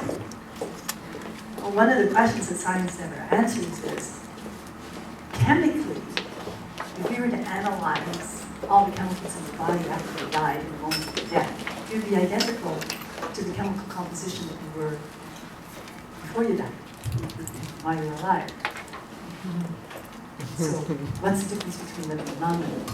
And are we going to find it in the chemicals? So, one of the books that I read, what's it called? The Energy of Life, or Life and Energy? I don't know. I'll tell you later. Written by Nick Lane, one of the world's leading researchers in the whole process of life, the redox reactions within mitochondria, a lot of research in mitochondria, but especially a lot of research in evolution and different theories that we've had about the beginning of life. I didn't enjoy the book, by the way. Personally, I didn't enjoy it. I found it very narrow. But anyway, I read the whole book, and there were a few things that he said that stuck out. One of the things he said is life is all about protons, and life is all about electrons, interestingly. But he says, but the question is, why is it protons and electrons? So, and he says, and until we can answer that, we can't answer any other questions about life, because he's come down to life is about protons and electrons, and we don't know why, and we don't know how come, and until we answer those questions. What I'd like to ask him is, do you know what a proton electron is? Not just from an information point of view, but to really understand what a proton and electron is. And those who've been to my talks before, and I'm not going to go on about this, but an electron is a cloud of probability. A cloud of probability. It's not a thing. It's not even a point. It's not even a particle. It's a cloud of possibilities. This is the fundamental building block. I like the word building block. Your building block is a cloud of probability. It's not such a block, is it? But we still call the electron as one of the building blocks. Okay. So it's a cloud of probability. It is basically a field effect. Okay, but you might, unfortunately, they still do in textbooks. We're going to talk about actually at break we talked about how we, hold on. That whether you like it or not, evolution, the force of holism, which is the force of evolution, is moving through you, is pulsating through you in every microsecond of your life. You realize that. In every microsecond you're evolving. You have over, 800 million new cells every minute. You are 800 million every minute. What's your question? My question is, I forget. But I can't remember what the question was. Anyway, that the force of evolution is moving through us in every moment of our lives. Do we really get that? You know? Or do we live our lives, someone said at break, like it's Groundhog Day. You know, that movie, Groundhog Day, we live the same day every day. Do we actually hold on to what we think we know about life and try to make that our life? You know, try to reproduce the comfort and the security and the knowing of what I'm going to do every day, instead of really living with the true reality of, in every microsecond, there are millions of new cells in my body, it's like millions upon millions of new cells in my body, and that I'm evolving in every microsecond. Right? It's a very different way of living, isn't it? So, recognizing then that even the smallest particle of matter is a cloud of probability, and that the evolution of matter, if we want to look at the periodic table and to see how all of the elements that exist in the universe and the world evolved, because it started with hydrogen, we know that the whole universe started with a whole lot of hydrogen, and then gradually all of the other atoms and elements evolved from that. Each of them, their total respective whole with totally different characteristics and totally different properties. And that's the periodic table as we call our chemistry of today. And all of those properties are due to field effects of the atom. The atom is basically a field. Has a small proton in the middle, and the hydrogen atom is an example, and then it has this cloud of probability that we don't even know we're against. Okay? So everything is a field. And so when we say you are a field, we're not even meaning, you know, something, you know, spiritual, auric field or anything else. Just the reality of matter is that it isn't as contained as it appears to our eyes. We really only see the densest part of stuff when we look at ourselves, and that's only because of electrostatic effect. I mean, I won't go into all the science of there. I haven't done that in other lectures. They've been pre-recorded. But basically is that things appear to have solid outlines to it, but they're not. Everything is a field, and everything is a field of probability. So that's the reality of the atom.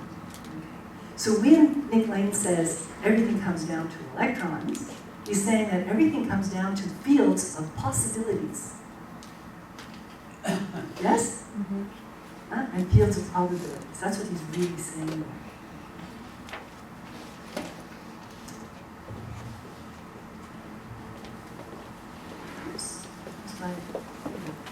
And what is a field? The physics definition of a field is that it's beyond the physical. It's invisible. Okay? It's beyond the physical dimension. It's invisible and becomes observable only through the behavior of an object under its influence. Okay? That's the physics definition. So basically, it's, you know, the definition, the scientific definition of an electron and of a field is that it's not stuff. It's not matter. It's really a field of influence. It's a probability. It's a possibility. Okay? So it's either through the manifestation of the object itself or through an effect that it has. And this is a really important concept in homeopathy because it's a field effect that we understand homeopathy to be, and that even Hahnemann 250 years ago understood to be the effect. And in the Organon, which is the book that he wrote about how to use homeopathy, and here we are in, you know, the end of the 17th century, 1700s, right? And he's writing about electromagnetic fields. That's how far ahead he was.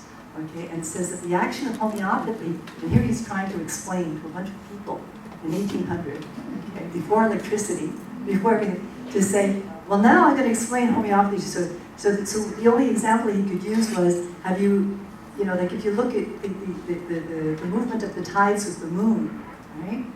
He says, have you ever, you know that the tides move with the moon? Well, that's a field effect, a gravitational field effect from the moon. Okay, so it's invisible. You don't see the lines of force. You don't see the moon pushing the water, right? It's not a mechanical thing. It's an electromagnetic, it's a at a distance thing happening, okay? It's a field. And then the other example he usually said of a magnet with iron filings.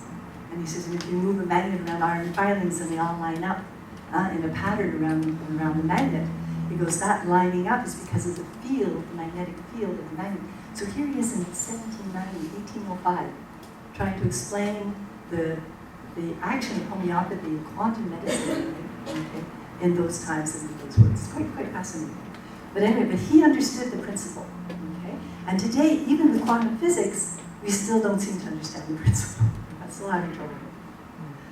So, okay, so we looked at what an electron is, but what about a proton? Well, if you think an electron is interesting, you haven't seen a proton. A proton is even more incredible. When we say zillions, now, if you go on the internet, they'll say a proton is made of an up quark and a down quark. Okay, what we've tried to do there is, and this is what human beings are great at doing, is pretending that we know what we're talking about. So if we call it quarks and we say that there's one up and one down, it sounds like we know what we're talking about. It's a shorthand, if you like, what they're talking about, two specific opposite effects. Notice the dance of duality even inside the proton. Yeah? There's always two opposing forces, even inside the proton. But those two opposing forces are the result of zillions, and I mean zillions of particles that we can call quarks and antiquarks and gluons. We haven't even scraped the surface of what's inside the proton. Not even scraped the surface. We have no idea how the proton holds together these millions of particles chaotically. It really seems, because they're whizzing around at the speed of light inside the proton. It's an intense point of energy. We can't really even consider it to be a thing. Okay? It's like, you know, there's zillions of stuff zooming around, speed of light. It's much more of a portal. And a portal into the implicate order, as David Bohm says when we talk about quantum physics. There's another implicate level of incredible energy here. Okay? This is the building blocks of matter. Oops.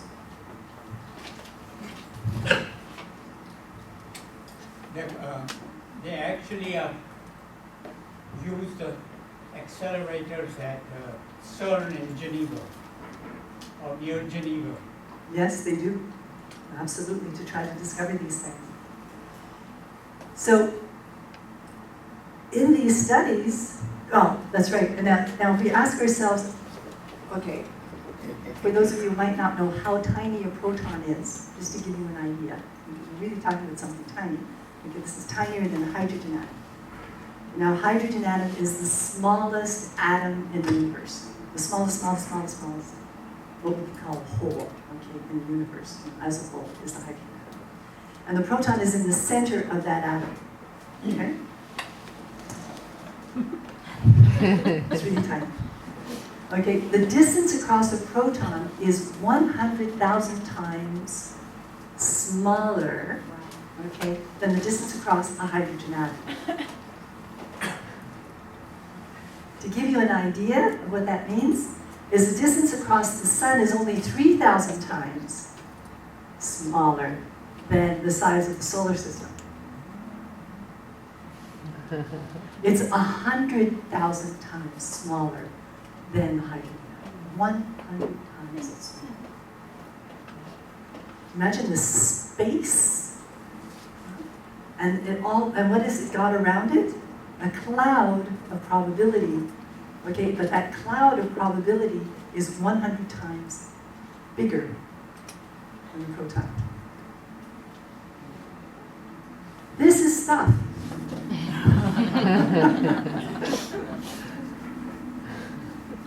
Okay, so think about that next time you look at the sky. You see only the planets that are close by. That's how far the distance is. So, you know, what I talked about before, and of course, you know, is what we know through quantum physics is that everything is energy. Everything is material. What we call material substances are actually points of intersection of wave patterns of fields.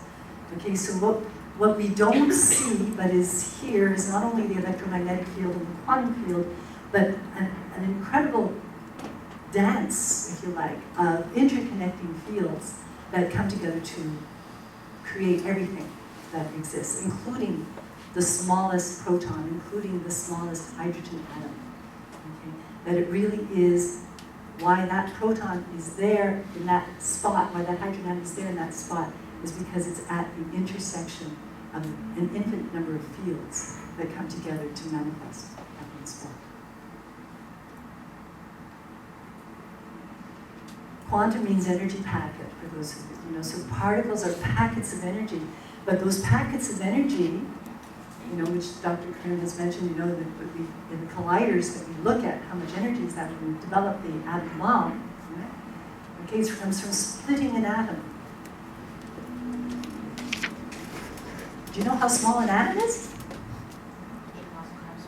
Yeah, that's right, it's very small, right? You have this tiny, tiny little atom, and we split it, and we can have something that explodes Hiroshima. Think about that. And then we say, stuff. So what lies behind that stuff? The power, so that stuff is really, everything we call matter, everything we call stuff, is really just a coordinate, is really just an intersection point of an incredible number of fields that is a portal into an incredible, even to call it, doorway into infinite energy. That's what stuff is. So the energy released from the atom bomb, okay, is the energy of the waves which intersect at that point. It's not just the point itself. And this is what the quantum physicists have discovered. And what's really interesting is all of the world's leading quantum physicists, Schrödinger, Pauli, Bohm, Bohr, Niels Bohr, name them, Heisenberg, every single one of the quantum physicists who really made a mark in quantum physics, who really understood, because they were working so closely with this reality of what matter really is, every single one of them started writing books called The Tao, the Qi, the energy of life, working in archetypes with Carl Jung and looking at symbolism. In other words, what they realized is the world that we think it is isn't what we think it is, isn't what it looks like. There's much more to it than it's the eye. And that in them changed their trajectory. Okay, they brought in another dimension in their lives that couldn't be satisfied even with the research that they were doing. They needed to bring another dimension into their lives personally in order to be able to hold that knowledge, to hold that understanding of matter that we had. Okay? So insight number 3, matter is not isolated stuff, it's a field of energy. What we call matter is only a point of intersection of fields. And what homeopathy is bringing that signature, that point of intersection, out of the matter and being held in a vibratory way in the water molecules of the bedroom. So just a little aside here, because this fact of field of energy also changes the way we see cause and effect. And that's an important thing, because people, when something happens in our lives or we get sick, it's like, what caused this? And the word cause, we're always looking for the cause. And in science, we have this tendency to want to separate the cause from the effect. And I just want to show you how that's a very interesting and impossible phenomenon.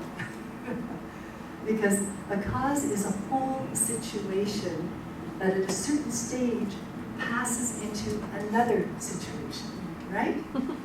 You cannot separate the cause from the effect. One is a different stage of the other. It's like we're so interesting the way we want to split that. Okay, so if we go back to the field nature of matter, what we see is a central area, okay, if you want to call it a cause, but what we see is this thing or this object or this event. But what it really is a whole field that actually goes out into infinity. So every movement, every breath, every interaction is not just you as a monad object moving through space. Okay? It has many more, you and everything in your environment has many more dimensions than that, and actually goes right out into infinity. Okay, so because we don't see the field and the cause from which it's made, we don't know how it becomes the effect. Why I'm talking about this is, I know we all know this from quantum physics, but I'm actually taking this out of Jan Smuts's book written in 1926. It's almost 100 years ago.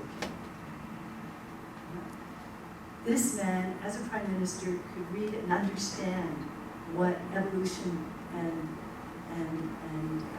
the theory of relativity meant in our lives. And here we are almost 100 years later, and we're still going, so that's why I'm using some of this language. It's a little bit awkward, but I wanted to use his words. He says, therefore, we miss the intricate connections, the influences and relationships between two situations. What we see is merely a center surrounded by zones of the same nature at the center, but only more attenuated and shading off into infinity. And that's where the effect sits. So the current scientific method, and I put that in quotes because all of a sudden there is one scientific method. Why there's one? That's why the way we do the provings in homeopathy, they say it doesn't need the scientific method. Well, it is scientific, it is empirical, it is double blind, but we reduce, what is regarded as a scientific method to something so reductionist that there's no room for anything but parts to be analyzed. And part of that is even separating cause and effect. We isolate the first condition and then abstract. So there's isolation and abstraction are the two things we do in science. And then the first situation that's been isolated is treated as the cause of the most, outstanding and striking feature of the next situation. So, it's not even that we take the cause and effect as two wholes. We take just what's part of the cause that interests us, that we think is the most important part of the effect. And more reductionism. And everything between the cause, all of the stages between the cause and effect are sort of blurred out a little bit. Okay. So the method of analysis is separating something into its factors or elements whose separate operation and effects are studied in isolation. Now we've done this to great success. We've isolated it. Okay? So we take something, we analyze all of its parts, and then try to figure out what each part does. Well, we never can because there's always too many parts anyway. We try to find the most obvious ones and sort of try to figure them out. And we do that in a test tube or in isolation. But is a whole formed and created by an assemblage of the parts? Is that what the whole is? Even if you knew all of the parts in your body and all the chemicals, do you think you could put yourself together? Can we grasp the process of making the whole and keeping the whole whole? Because that's what life is. It's not only making something whole. Yes, we can make a car. The car isn't alive.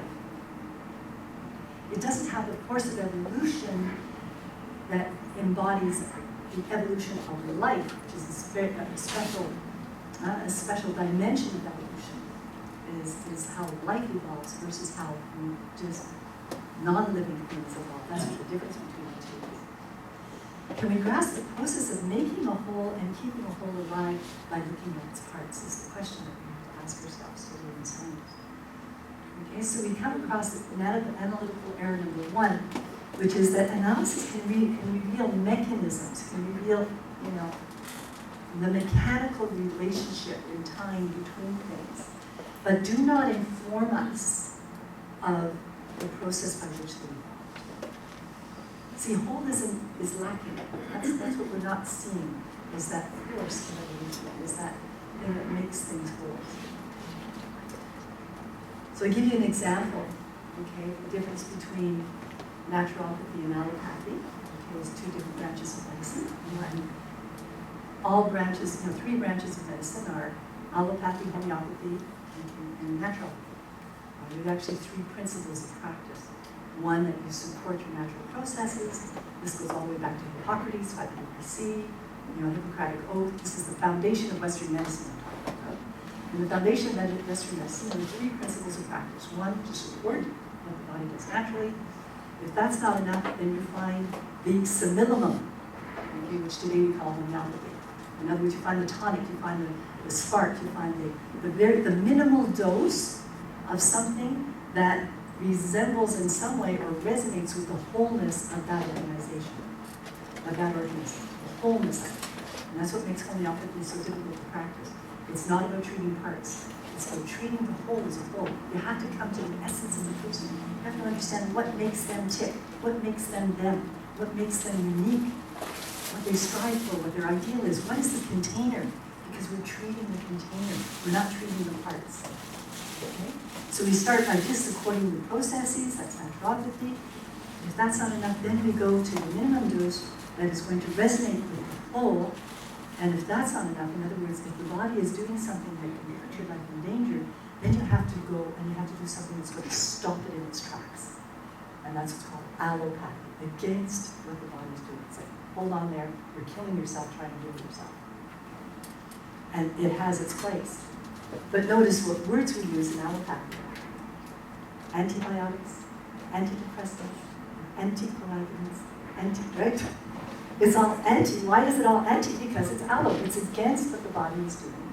It's holding off what the body is doing so that what ideally in the practice of medicine we should be doing if somebody's taking an allopathy, right? If somebody's taking something anti to their body, is what we should be doing is looking at the natural and homeopathic supports that are going to help creating a container that are going to help move them into evolution. Because why do we get sick? We get sick because we create stress in our bodies from resisting, and this is humans create their own disease, by the way.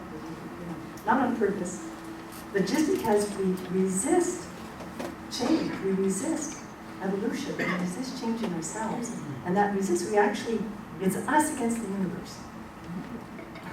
And it feels like that, doesn't it? We want to resist the movement of the whole of evolution in ourselves by holding on to the status quo. So that resistance means that it's because we're not adapting. It's because our container is too small. It's because we have to expand. And that's the process of homeopathy, and that's what we teach in is how to apply homeopathy in that understanding.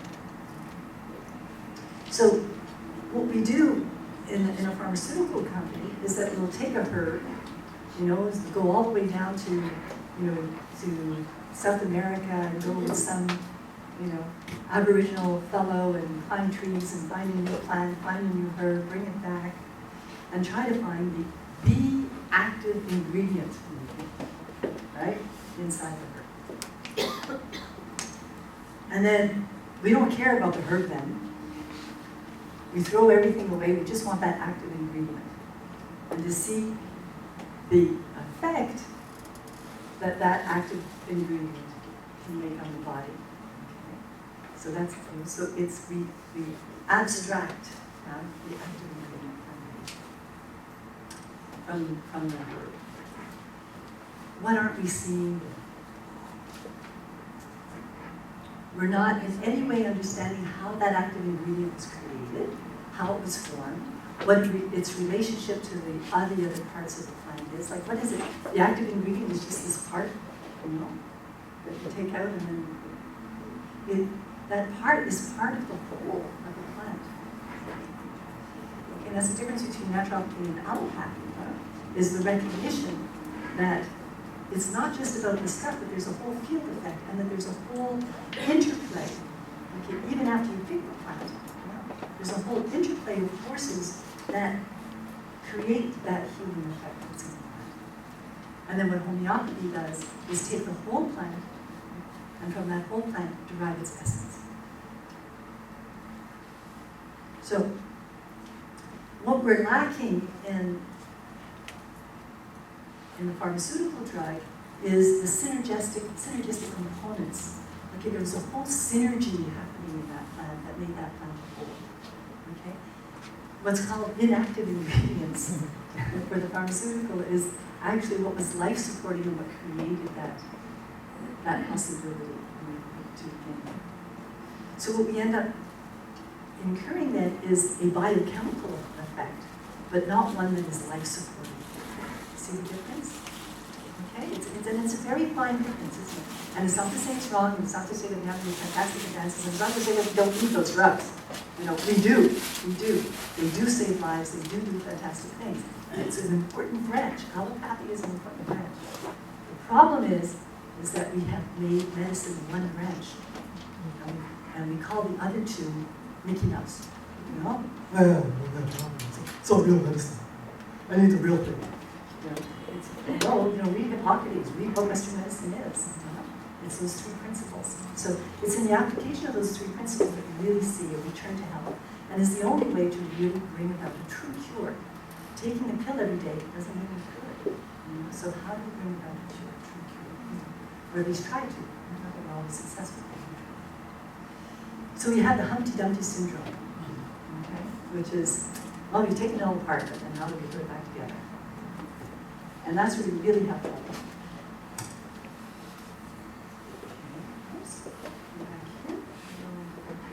Analytical number one was the error of abstraction. Oh yes. Oh, just to say that the artificial version is never the same as the real. Why? Because the error lies in the reconstruction. Whenever you take something out of it, you're taking it out of the field in which it exists. So you're definitely leaving the field properties behind. But you're also leaving behind an incredible amount of micronutrients and essential elements. And it's the same thing with powdered milk for babies. I nearly threw my television out the window when I heard the news that, we know that powdered milk for babies kills babies. And it's very expensive. It's what we actually push. Our society pushes on third world countries to buy powdered milk, and their babies are dying from malnutrition.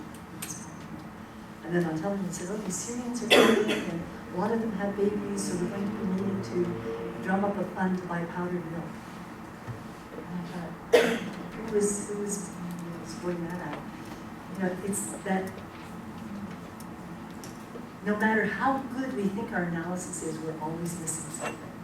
And we're certainly missing the wholeness of whatever it is. So the artificial is never as complete. No, you probably feel that too. When it says, almost like the real thing. That's not right. Okay. So it's after the analysis we consider the isolated elements or factors as the cause and situation as a kind of result. Okay? But those analytical elements falsely become the operative entities. It's like, well, we've analyzed your blood and we see that you've got like an abnormal or what we think isn't a normal amount of this or that in your blood. So we think that whatever you're feeling is probably because of that, so we're going to change that. Now, is that, whatever you read in your blood, is that a secondary effect of? That may be what's actually keeping you in balance. Like, just, there's a whole picture here of, that's why we've gone from homeostasis as a model to allostasis and even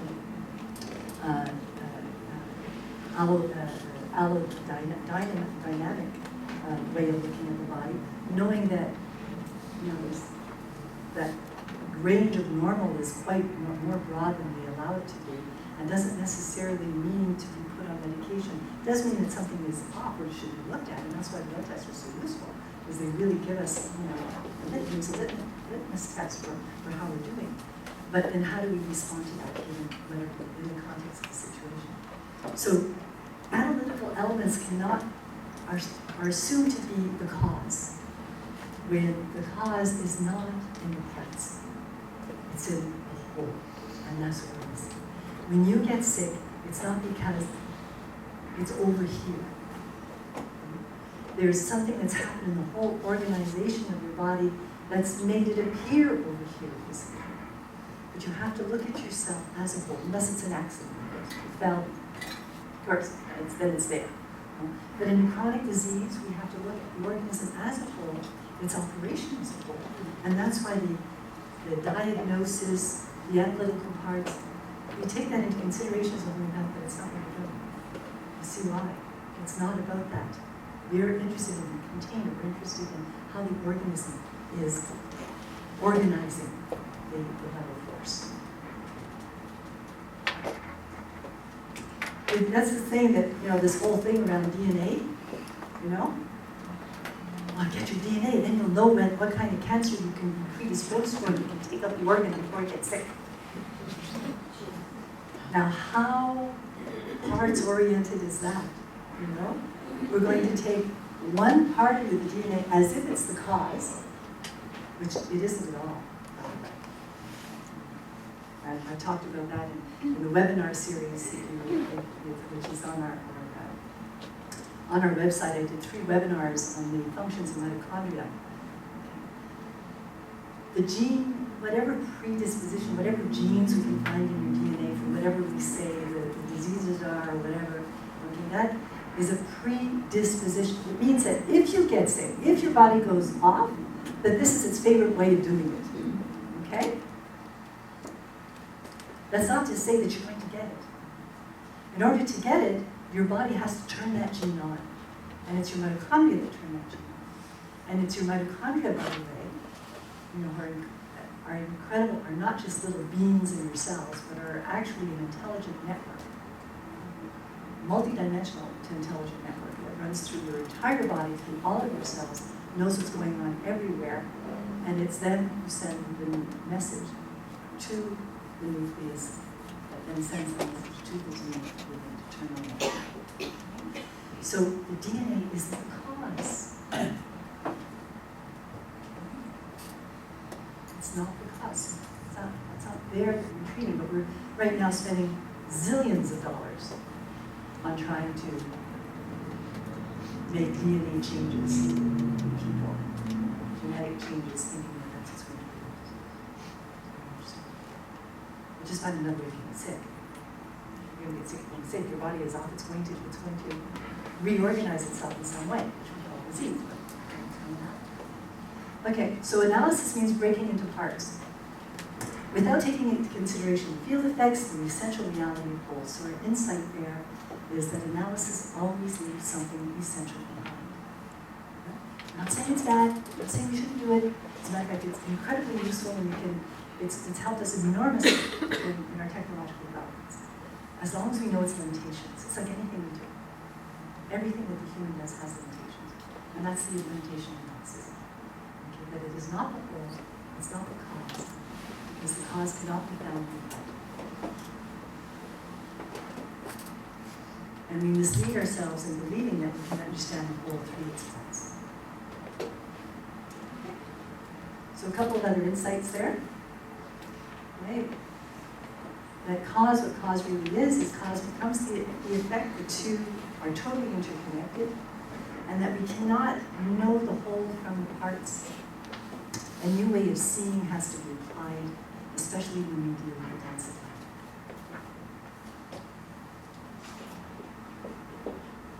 So I thought for fun, we would look at the question of how life began.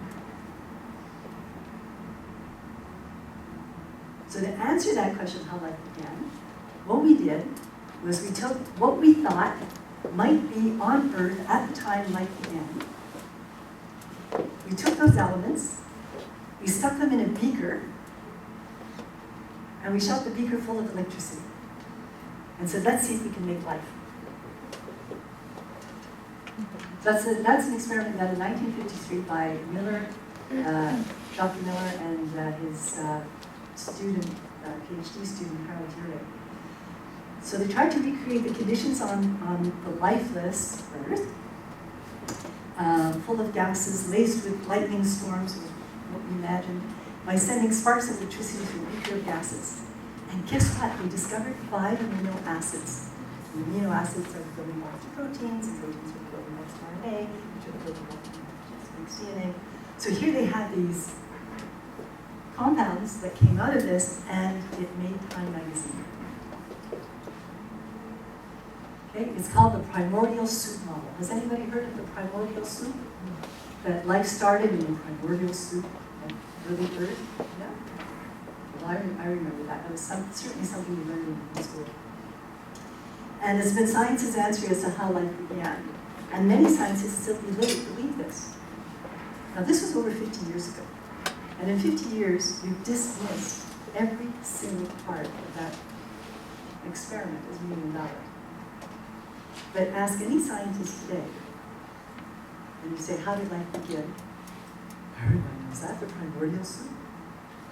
It's all the stuff, it's floating in the water, and it's electric storms, and amino acids formed, and then the amino acids got together and produced RNA, then the RNA produced DNA, and then we had cells and these little bubbles of oil, and then formed cells, and then evolution happened.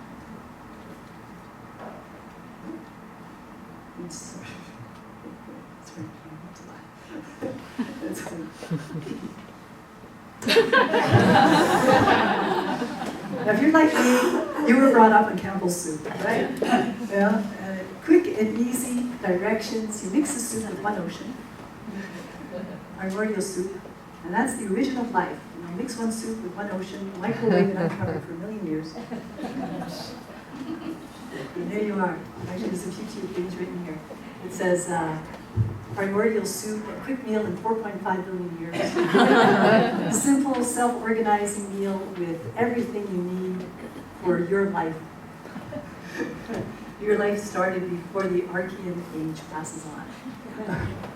It's great for all wandering planets, served with lots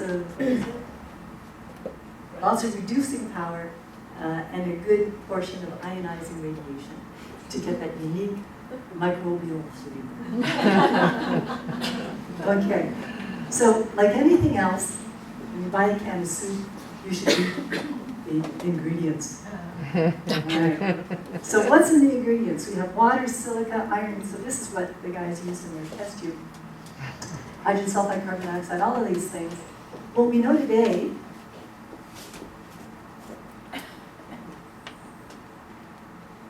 is that at the time when this was all supposed to happen, there were no such thing as hydrogen-rich gases like methane or hydrogen sulfide. So if you actually repeated the same experiment with what was actually on the planet at that time, you have a hope in hell of finding anything close to an amino acid. But I dare you, next time you meet someone, ask them what they think of the living prophets figures. So the primordial soup, called your soup. Okay, so 60 years of belief that primordial soup gave rise to RNA and spawned DNA proteins in the cells from that.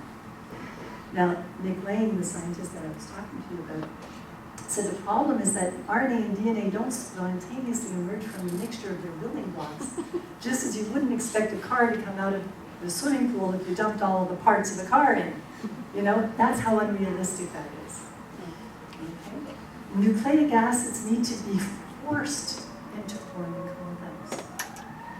There has to be something driving them to do that. There has to be something driving this whole thing. And he actually sat down and calculated. He said, well, they say that it happened with lightning and all of that, so let's just say that we have the right mix. But to sustain a tiny primitive biosphere by lightning alone would require 4 volts of lightning per second every square kilometer of ocean. That'd be a fun place to live. It sounds like a perfect place for life. 4 volts of lightning per second for every square kilometer. Okay?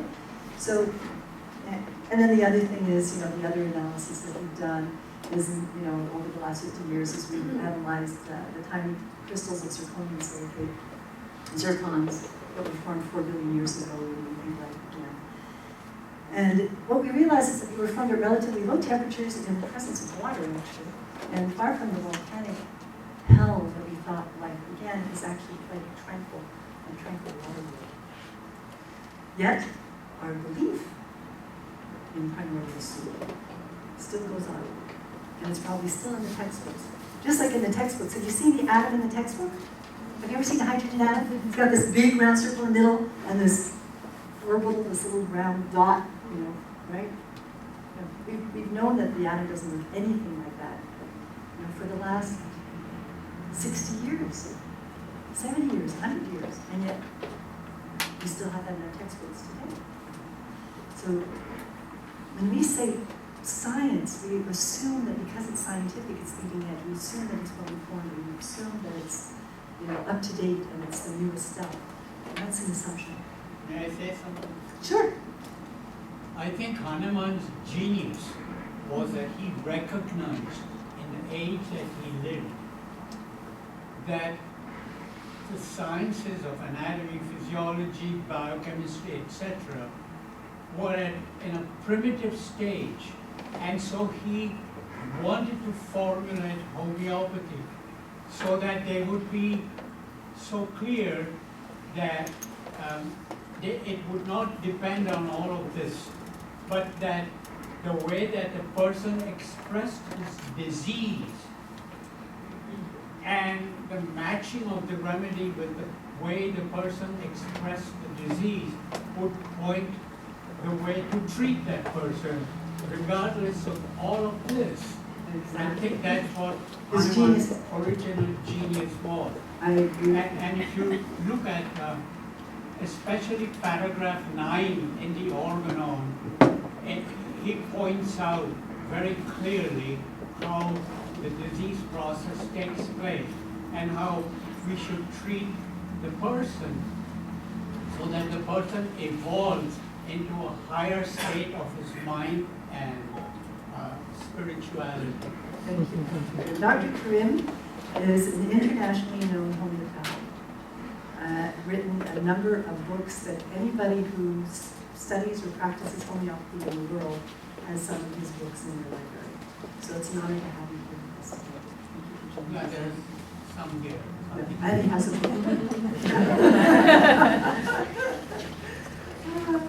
All right, so insight number 6 is that all of us, scientists including, not even just us as humans, hold on to beliefs and ideas despite the facts. You know? Don't confuse me with the facts when mine is made up, right? We don't want that. So it's 12 o'clock. I promised you we would finish by noon. Here we are.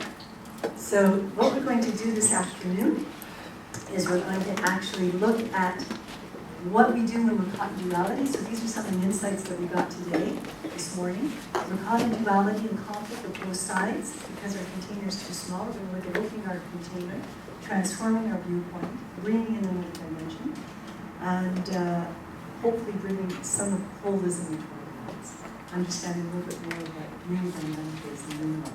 So this afternoon we're going to bring you through an exercise, you're going to take notes, and then you're going to come through a personal experience that then you're going to share in small group sessions with one of our facilitators. And then we'll come back here. So does that sound like fun? So the theory part has ended. We're now going to go into the practical part of actually how we do this. We're going to look at how we resist holism as a force, how we resist evolution, how we go into polarity, and what we can do when we find ourselves in that opportunity of expanding to a bigger container. So we should be back at 1:15. Is that enough? A little bit more because it's 12:05, so maybe 1:30. I will start at 1:30. If you could come back for 1:15 because we might have some things to hand out to you. So aim for 1:15. If you're a couple of minutes late, it's okay, but by 1:30 we'll be starting. No, we'll try to do the volume. We just don't want it to go. Okay. So only the last line here, which is hard to read, especially if you're sitting in the back, is we hold on to beliefs and ideas despite the facts. The holding on is really where we get caught. Especially medical doctors. Thank you, Dr. Ray. Coming from you. Yeah, you know, we hold on to what we know, to what we feel safe with. And yeah, you know, especially when we're in a professional role, we somehow feel that we need to protect our knowledge of what we feel we know our role. And it's few professionals that can be open enough to be evolving all the time and to know that we're always learning. Dr. Karim is an exception there. Even at his age, he's always learning. So we're all always learning, and that's but we're all always evolving, and we're all always growing, and we never get there. It's always about the process of greater wholes. I mean, if the universe is still creating more wholes and getting more holistic, then I think we can too, right? What makes us perfect, so perfected that, we have it all now. So that, the insecurity, the identification, there's a number of different things that come into play. And identification is one of the things that we don't realize even we do, even when we say, I'm a Christian, I'm a Jew, I'm a Catholic, I'm a Protestant, that identifying ourselves that way is, the process of identification automatically triggers our limbic system. Our defense system is programmed to defend us, right? To defend our body. Like if you're in danger, it's going to protect, whatever you have to do to protect yourself. Run away, fight, the fight or flight. What we don't often realize is that when we identify with something, like say, I am a Canadian. Now what does that mean, I am a Canadian? I know we say that. What we really mean is that I was born, right, in a geographical area called Canada, or that I carry a Canadian passport, right, which is emitted from that. That's what we really say. But when you say, I am a Canadian, especially when the nationalism comes behind that, as if, you just have to go to a hockey game. Like what that process of identification stimulates our limbic system, stimulates our fight or flight, stimulates an unseen and unconscious part of ourselves. We don't realize that we engage when we do that. So even saying that I'm this or I'm that, so it's something to remember sometimes. Actually, the next newsletter will be about that. But that's part of what keeps us back, is that we've identified ourselves as a certain thing, and then we have a certain image around that, and we try to maintain that as a certain status quo, as if that's what we're supposed to do with ourselves. Okay? So holding on to beliefs and ideas, despite the facts, is something that we all do and we all have. There's things that we defend, there's things that we resist or fight against, there's things that we can't help but feel strongly about, and things that we ignore, okay? Because that's the other way that we can go, oh no, I'm Zen, nothing bothers me. That's called denial. As long as you're breathing, there's something that's going to bother you, That's the nature of the beast, otherwise you wouldn't be alive, That's the reality. There's no such thing as, I'm now reached this place of nirvana where I'm above life. You're in that place and you're above life and you're dead. So with every breath is the challenge of recognizing and accepting that this organism gets triggered, that there's things that we're automatically going to come in conflict with and polarity with. And it's not to deny it, it's not to disengage from it, it's to engage but in a full way, to see through it, to go so deeply into it that you see through it. And that's one of the tools that we use is called dialogue. Dia means through, log means speaking. So it's a way of sharing and speaking through what you're feeling so that you can go through it to the other side. You can really get to its essence. And dialogue is what we use in our case-taking as well, which really involves much more listening than it does speaking. If you're talking a lot in dialogue, you're not dialogue. It's really about holding the community and speaking. So there's things that we ignore or deny or try to feel neutral about so that we don't rock the boat or so that we avoid conflict or so that we can again, because I've identified myself as spiritual or Zen or whatever, that then I'm living up to that image that nothing is going to bother me or I'm not going to react and I'm not going to get angry. It's the same old thing. We hold on. Conflict, some people hate it because they don't want to lose. Some people love it because they do everything to win. And some people avoid it like the plague. But conflict is part of life, it's part of the dance of duality. It's an invitation. Just like disease is an invitation, just like whatever health challenges we have, everything is an invitation. Okay, so we're going to look at the things that we feel strongly about. Be able to look at those things honestly. And look at how we polarize. Because we all have our favorite way of cutting up the world. And You might not be aware of it, but listen to your friends, your husband, your family, your kids, and your self-talk, and you'll soon find out what the theme is. You know, it's the poor and the rich, and all those rich people. So anytime there's something on the news, you see those rich people getting away with it, you know, or the power over the powerful and the powerless, the good and the bad, the powerful and the weak, the rich and poor, the brave, the cowardly, smart, dumb, us, them, inside, outside, you know? Is it an us and them thing? Is it you know, courage versus cowardly? Is it the right and wrong? I've got to be in the right, they're wrong. Yeah. There's always, I want to do the right thing, I'm afraid of doing the wrong thing. You know, what's that background noise that's always splitting our world into two, so that we end up having to paint everything black or white, or having to give everything one or the other.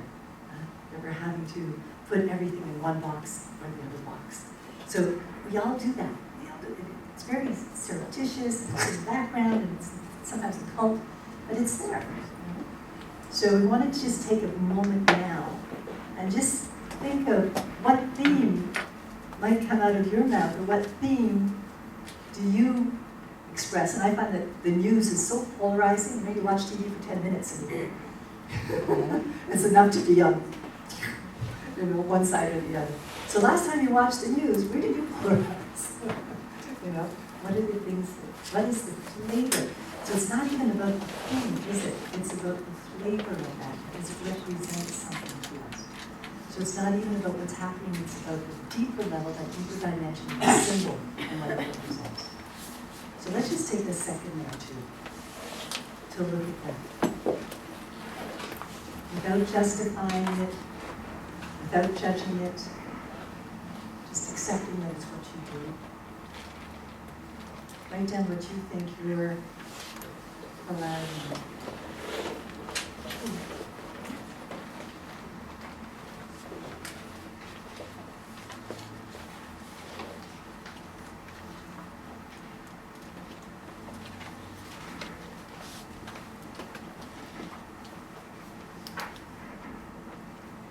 We all have something absolute that we would like to root into. For some people it's truth. For some people it's beauty. For some people it's integrity. For some people it's generosity. Caring, right? Goodness. We all have something that we want to root into as being our specific value. And we seek security through that symbol, through that archetype in ourselves, in all sorts of ways that we might not be aware of. And again, it's just what we do. There's nothing bad or wrong about it. It's about living with this organism and understanding the conditioning of this organism, and it just wasn't what it does. If we judge it, then we send it underground, and we become less aware of it. So self-judgment is one of the worst things to do. Self-judgment is the thing that's going to cut your evolution, especially your spiritual evolution, right in the, nip it in the bud. You know? Self-acceptance is so important. And it's not self-acceptance saying that everything I do is good. You know, self-acceptance is accepting that we have a shadow, accepting that we split the world, you know, allowing us to, allowing those dualities to be. We are insecure. I often talk about one of my other favorite books that brought another dimension into my life, by Alan Watts, which is The Wisdom of Insecurity. And basically he says, if you're alive, you're insecure. I go, yeah, of course, right? You know, just a millions of years, either, you know, being the predator or the prey. Life is insecurity. We sort of forget that in our society because we live in a very buffered, comfortable, safe society, relatively speaking, to compare with 100 years ago, or even in some countries today, or more. The human condition is usually one with much insecurity. So insecurity is part of being alive. How do we live with that insecurity? Knowing that it's always there. Living with it, meaning to say, I know you're there, keeping an eye on you. You're part of me. Let me be aware of that insecurity and what the insecurity is causing me to do. So we seek the security of the known, the sure, the solid, what's true. And that then becomes what we identify with, what we want to feel that we can hold on to. Give me something to hold on to. And we feel insecure with not knowing, or when what we feel is important to us is being taken away or threatened. And that's when we feel the polarization. That's when we feel the conflict. And that's when we feel the tension that we don't want to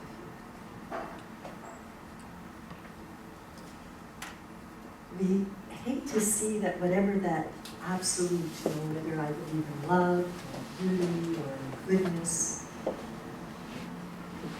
that as a human being, in human beings, that all we're going to see is a duality, is whatever we have has an opposite. We want the absolute love that has no opposite. But what we experience as a human being is the love that does. The person we love so much, we can hate as passionately. We see that. We see that in closest of relationships, in the most intimate of relationships. I love you, and I hate you. Sometimes minutes later, you're so fickle. And then we go, well, it wasn't true love then. Because I could feel it. I say, well, what's true love exactly? It's an ideal. It's an ideal. Not to say it's wrong.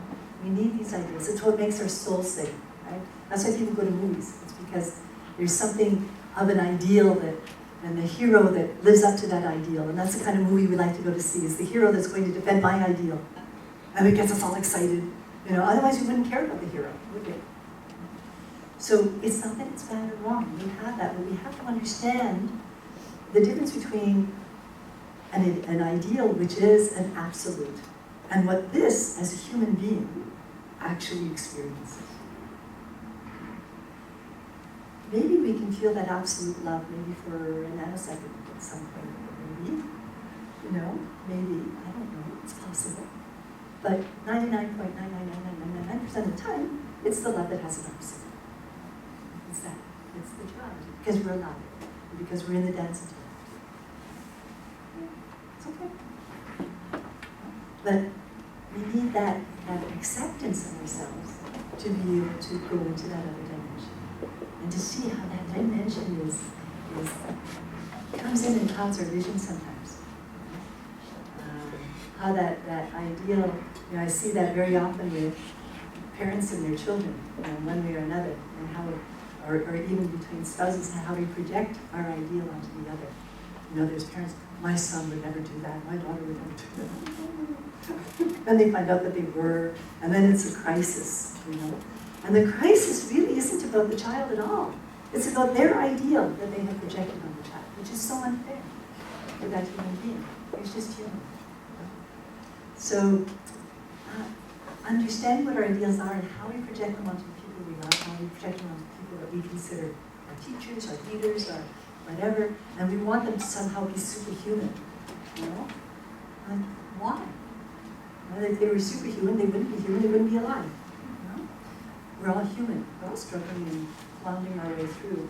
And I think the gurus and the spiritual teachers who have actually admitted that, like Yogananda and Krishnamurti, who actually say, desire comes up, fear comes up. Yogananda said, some days I just have to hide myself in the room because I didn't want to be around people. I didn't want people around me. It's that humanness that is so precious, and the honesty that we can have around our things in this other. So, it is what it is. Insecurity, conflict, all of those things are just part of what we experience. Learning to sit in the tension between those extremes is hard, but it does help us grow. So, what I think I'd like to do is leave the slideshow.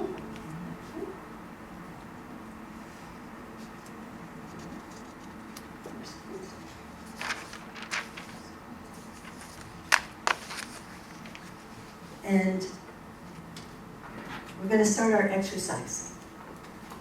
I don't need a slideshow for that. I'll just walk you through it and then I can see if you're following it. So what we're going to do as our exercise is we're going to look at the people we're attracted to and the people that we're not so attracted to. That we sort of, like you ever get on the bus and you sort of pick your seat? Did you ever notice that? And there's quite a few, there's only a few people and a few empty seats. And you go, oh, do I want to sit like that one or that one? And, no. Do we know anything about that? Like, that might be the most fascinating person that we don't want to sit next to. And it might be the least fascinating person, but we don't know that. But there's, even before meeting somebody, there's feelings of either attraction or rejection or neutrality. So what I'd like you to do, so again, no judgment there, that too is human, that is what we do. I'd like you to split your paper into two, divide it down the middle, put a line down the middle.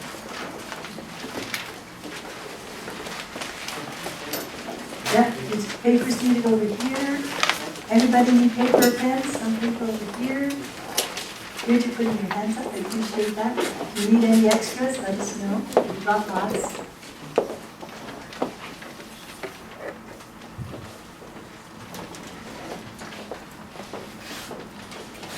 Some things are still better done on paper. 99% of my stuff electronically, but sometimes having a mechanical feeling of having that pen in your hand. There you go. So lying down the middle, and on one side, you're going to put the name or initials of somebody who you feel affection for and are attracted to in some way. Okay, there's a positive, strong positive feelings for. And on the other side, you're going to put the initials or name or symbol or whatever, you know who it is, of somebody who you don't feel that way about, who you prefer to have a bigger distance, let's say, than less distance. You know? Somebody that you prefer to be outside your container.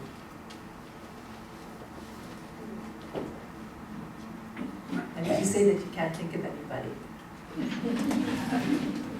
then maybe I can help you. I used to say, yeah, well, how about George Bush? It's not hard. So, anyone that you... Okay. We're looking at attraction and aversion. We're actually looking at the two forces of holism. Holism, remember there's two types of forces in evolution, natural selection and sexual selection. Well, in that force called holism, there's also two parts, one called love and one called wisdom. And love is about merging and the desire to merge. And wisdom is the discernment, is the necessity of also having our own container, our individual container, having things that are just between us and our soul. So, to imagine that there's such a thing as loving everybody is to do so without discernment. And that means that you're not respecting your container. Universal, absolute love is not something that as human beings we are capable of. We are capable of loving and hating, we are capable of caring, and we are capable of sympathy, but the absolute is beyond our ability. And so, the love that we usually feel is a desire to merge in some way, a desire to come together in some way, which is why people get together and why they form couples and why they have children. Otherwise, we wouldn't have children. So it's an important thing, and it's that merging actually was the onset and beginning of evolution. Had not a bacteria merged with another bacteria and become the mitochondria within that bacteria, evolution would have never happened. So the first step in evolution, the first step in the evolving of life was merging. Love is always the first step. But it has to be in a dance with wisdom. And those are knowing the boundaries, knowing the discernment, knowing what to share and what not to. Know what we need to do in order to keep our own integrity, even in a love situation. So those are the two forces. So we're using attraction and repulsion now as the opposing forces, but just to know that those two forces are part of life as well. Holistically. It's not outside of that. Okay, so now I want you to look at the person that you have positive feelings for and close your eyes and imagine them in front of you as if they were standing in front of you.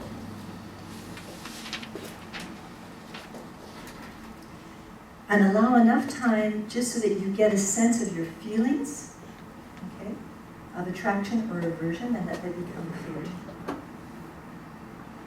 Well, actually, in this case, we said attraction.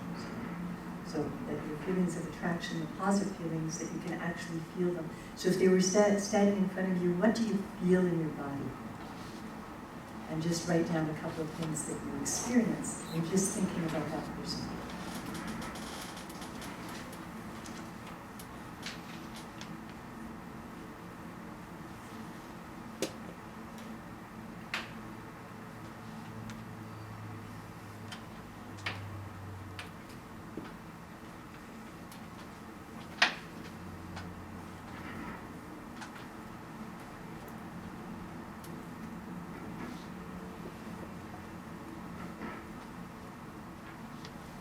So observe how you experience him or her physically, emotionally, and mentally.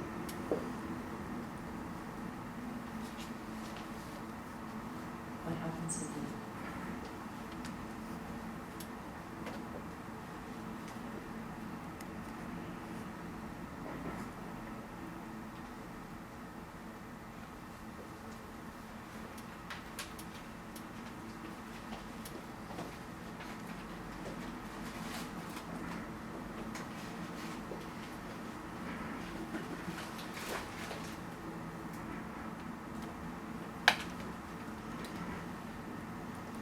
And while you're doing that and imagining them, note down the physical features that you find attractive about them.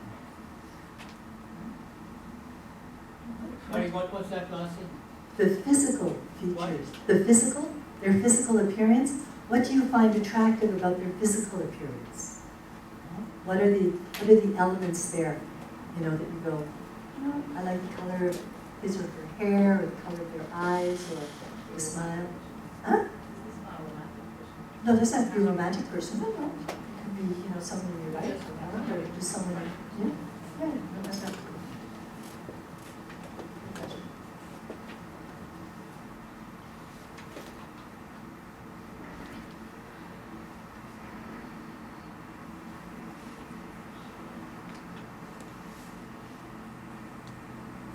What's the quality of their physical appearance? There's a quality that you like.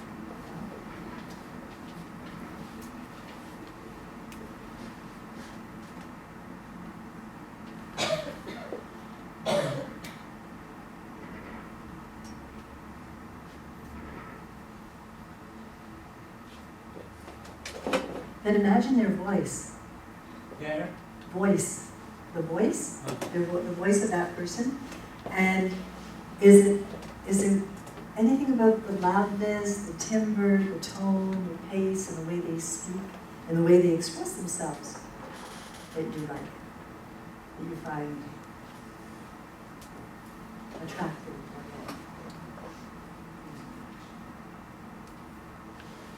Could also be in the way they talk or speaks. You said voice that is attractive. Yes, something in the voice that you like about their voice. The timbre, the tone, the rhythm.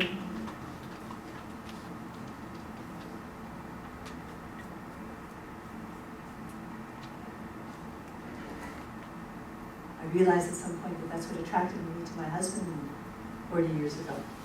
I was listening to him on the phone and I like his voice. Still do.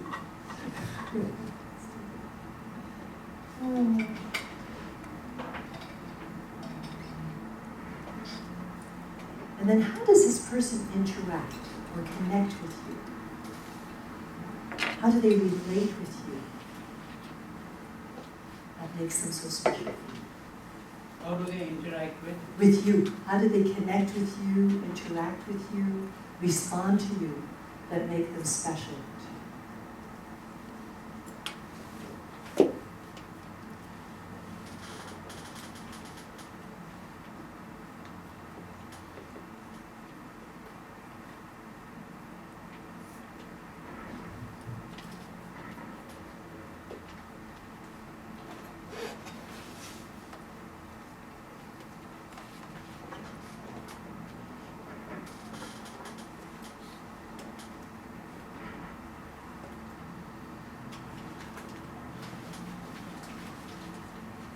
And then you might have another dimension there of their viewpoints, or worldview, some of their opinions or interests that you either share or you admire.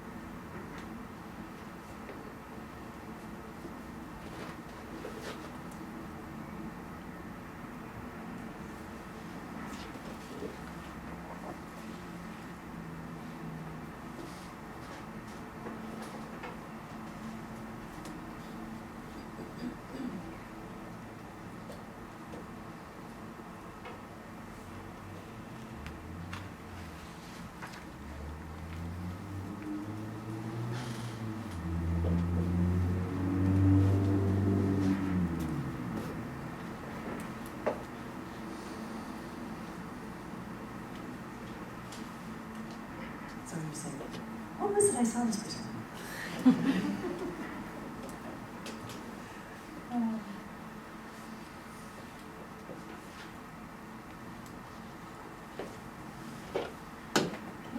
So what we've done is we've just looked at one plane, one dimension. Mental, emotional, physical are just one dimension. This next question is going to be a little harder because it's going to be on a different dimension. I want you to look at that list now, feel into that person again, and what is the red thread? What is the one word or phrase that holds that together as whole?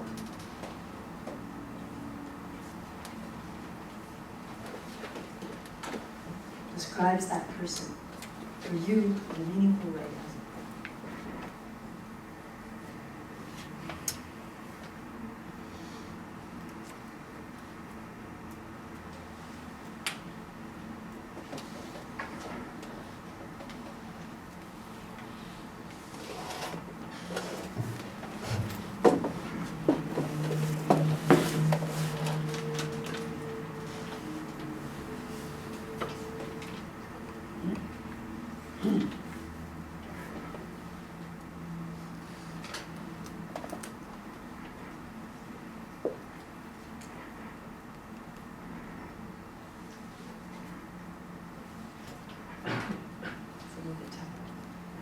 Okay, now we're going to switch.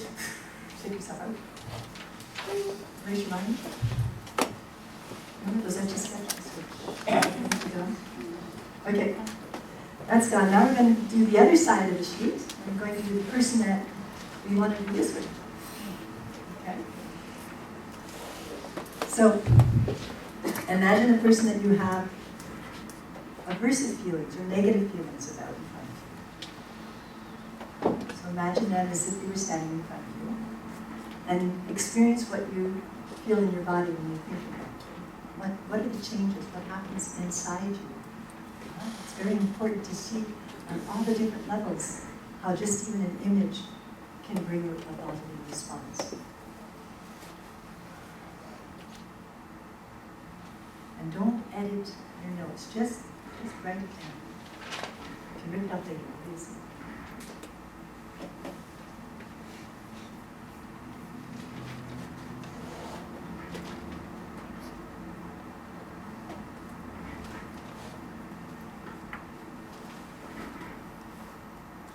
So notice how you experience that person physically, emotionally, and mentally.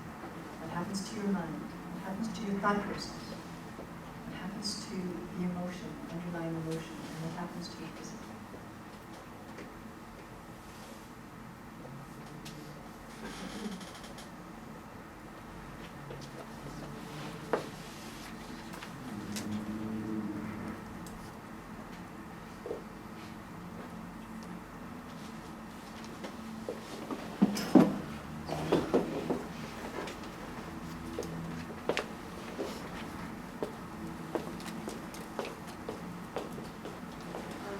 Excuse me.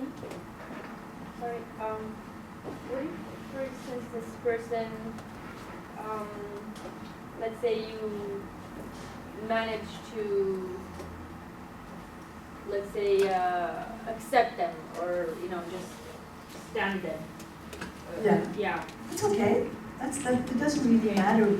You don't have to be, punching them out or wanting to fight with them necessarily. Maybe come to an acceptance in them, but still try to see what it was Okay. that that was sparked, or what was it that came up in you, when you Yeah. were when you Exactly felt that what I aversion. thought, because it was just a memory, because the feeling is no longer. Yes, you have to re-animate yeah, the feeling. Exactly. Yeah, it's okay. Well, I'm sure you'll meet someone else who do the same. I would hope that I progressed. Oh, yeah, right. Thank you. You're welcome. So, so what is it about the way they present what is it about their physical features, perhaps, that you might have been turned off by? Their physical features? Huh? Their physical features. Yeah.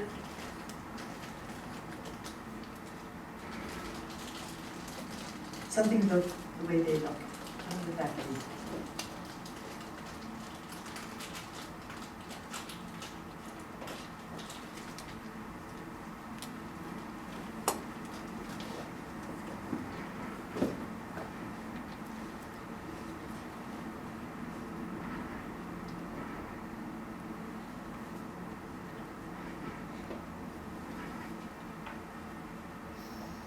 Is there anything that you dislike about their voice?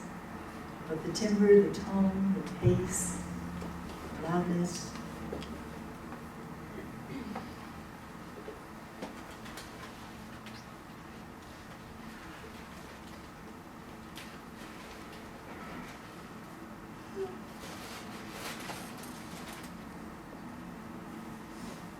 And the way they perhaps dress or present themselves that you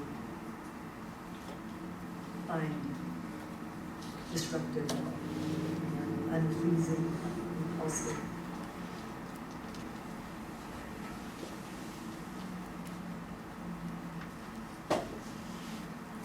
And the way they stand or sit or move. We all have our own movements. What is it about their movements or the way they stand or sit, their posture, which you dislike, find unattractive?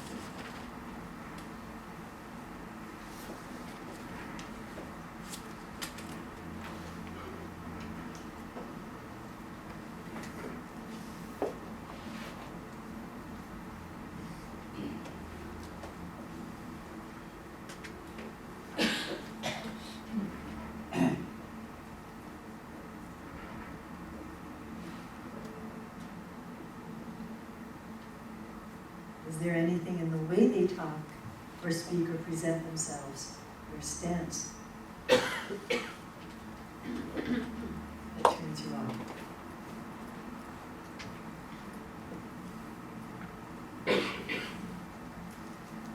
And how about how they interact, connect, or relate, or irritate?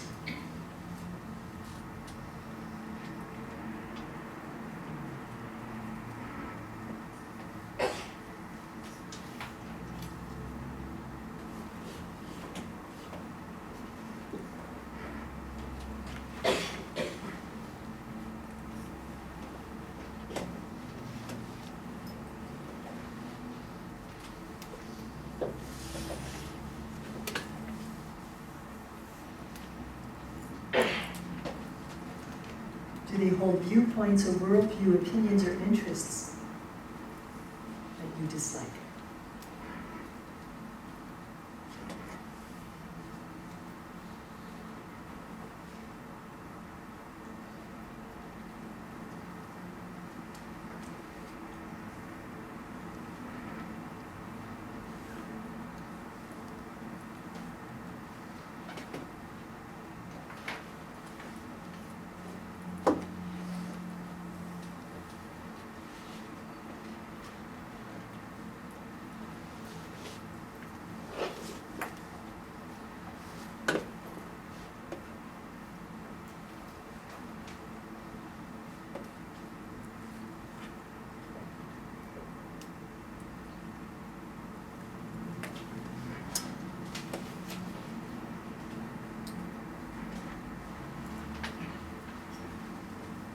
See if you can come to a word now or phrase that sort of captures all of that and the essential parts of that about this person. Fascist.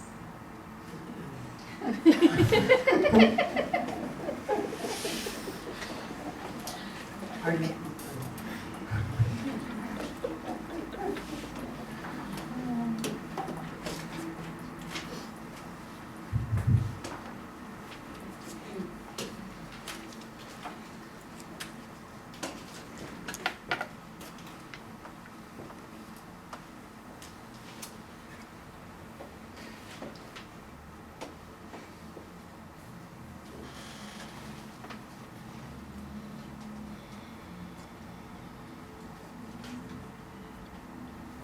So once you come to that word, whatever word or phrase you come to, now try to make it into an absolute.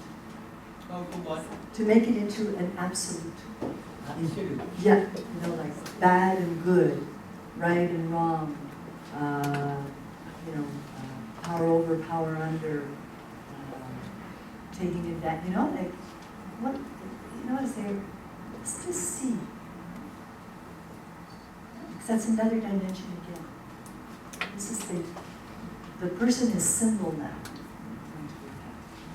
What do they represent for you? You have an idea, an image, a feeling, but there's also another dimension which is truly symbolic of what they could symbolize for you. To do that both for the person you're attracted to and the person that you're repulsed by. Do it for both. See if you can come to beauty, purity, love. What in the person that you're attracted to. What do they symbolize for you if you were to put, because everything has a symbol. Everything has a numinal level, a representative or symbolic level of ours. So see that person that you're attracted to, what they represent in that way? There's no right or wrong. Just an exercise, but for you to express, what's most important right here is that you experience the change of dimension. Well, each of these questions is causing you to question yourself, to go into an inner dialogue that's a little different, isn't it? You know, it's very different to ask what is it about the way the person looks than what they represent for you.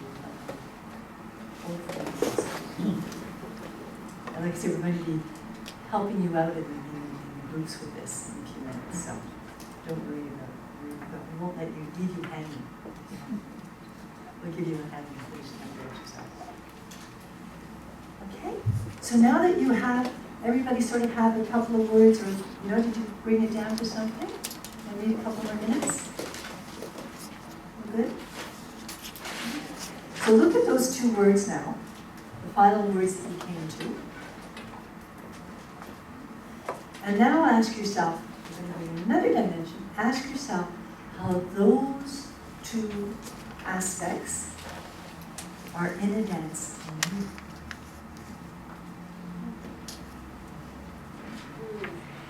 In your internal life, in your internal dialogue, experience, in your chatter, talking to yourself, things that you're in conflict with, how do those two aspects play out in you? All aspects play out in us, good, bad, right, wrong, good, bad. So how do they play out in you? Where in your life do these two aspects come in conflict? Which part of your life? Which dimension of your life?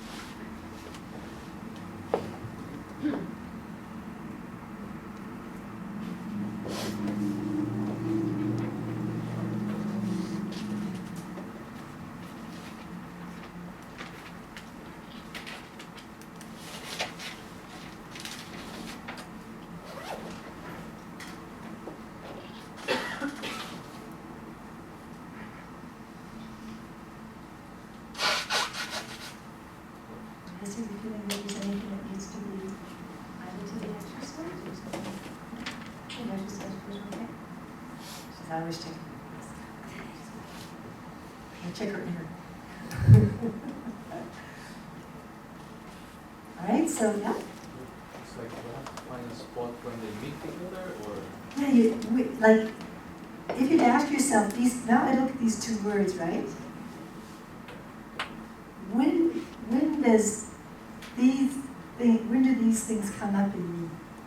Like, let's say one is beauty and the other one is power over or something. Well, how does that play out in my life? When do those two aspects play out, or in what scenario? In my own internal life, maybe when nobody knows on the outside. But in what kind of scenarios do those dynamics play out in my life?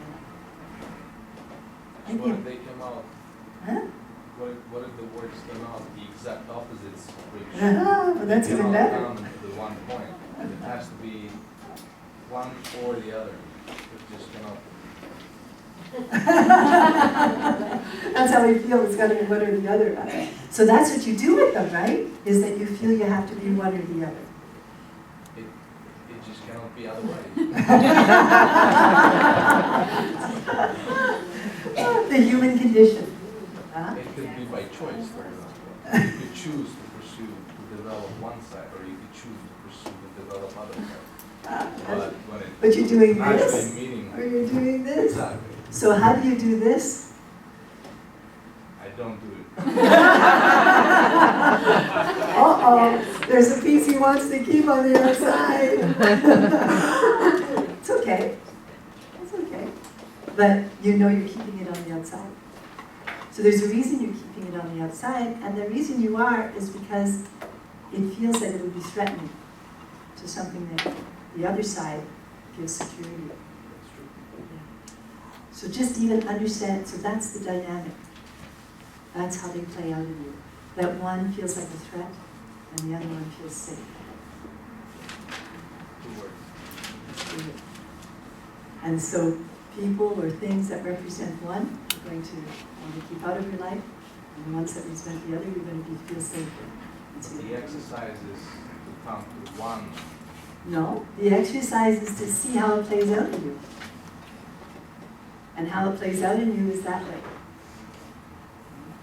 Is that one feels like a threat to you. Yeah, that's the dance. It seems like what you're doing is making us reflect on how to choose some rubric in the repertoire. Yes, it is, and it comes to that eventually. I don't know if I'm right. Yes, that's a way that we have of getting to something very central for the person. Yeah, it's part of our method. Absolutely. When we're teaching the repertoire, it's an important part. It's an important part of teaching the repertoire. But you have to make a decision if you have this person sitting in front of you and you want to try their chronic illness. You have to understand this part of theirs. Absolutely. Thank you, Dr. Kim. For somebody with 50 years experience, he knows. Absolutely. Yeah, it's part of our training, but it's wonderful experience. What our patients love about our method and what come to see us is that they leave with insights about themselves. You know, I've had patients come and say, no, I've done this and that and psychotherapy and blah, blah, blah, blah. And boy, 1 hour here, and I know more about myself than I ever did. Like, it's, you know, and that's what we love about the method, is the self-discovery that comes through that, you know, and the self-acceptance. Okay, so I put on the groups. Yeah. So what we're going to do now is we're going to go into what we call home groups. This is because a lot of what we do at MICH is in small group facilitation.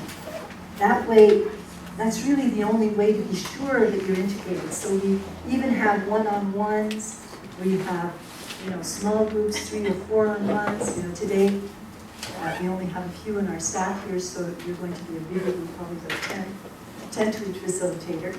But when we're actually teaching our course, we try to have small groups where we do these exercises and sharing. Share and dialogue and really bring our experience, go through our experience to make sure that we integrate with teaching. So this is an important part of MICH and something that that you get whether or not you're in the homeopathic program, but in the newly dynamic teaching in the weekends, and this is what we do. So this is, which is it? It's groups. Yeah. All right. Let's open that up. And it's not showing on the screen. That's nice. May I interrupt? Sure. I was just wondering, because I've never actually thought about this, I think probably until now, or maybe I did and I just don't remember. Yeah. But normally just feel something about someone. You sit next to you see someone and you're thinking, oh, they'll probably be like this because they appear in a certain way. They appear, and then there's field effects, and there's all of that other stuff too. Yes, and I'm just wondering if I wouldn't know these people for this long, my impression of them, if they would just be strangers, is of a certain way. Now, my description of them is exactly how I perceive them to be without knowing them. So I'm just wondering if, because I'm not sure if I actually read anything about this so far in terms of how we perceive something, and if that actually comes to be about, are we mainly right about the perception, or could there be... Well, yeah, sorry you're laughing. I'm not laughing at you, I'm laughing No, with right. you. Because I didn't take it we would like to think that our perceptions are the truth about the other person. But no, they're just our perceptions. They're just our perceptions. They might have absolutely nothing to do with the other person. And I remember that especially when I do couple counseling.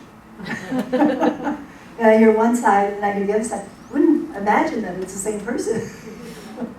Or even in a family group, you hear the 3 different children describe their father and the wife describe the husband. Or the other way. It's, our perceptions are our perceptions. And that's what's really important to understand as a human being, is to take responsibility for what we perceive, we think we perceive, and not imagine it to be something else. Okay, thanks. Yeah. Thank you. It was a very good question. I appreciate it.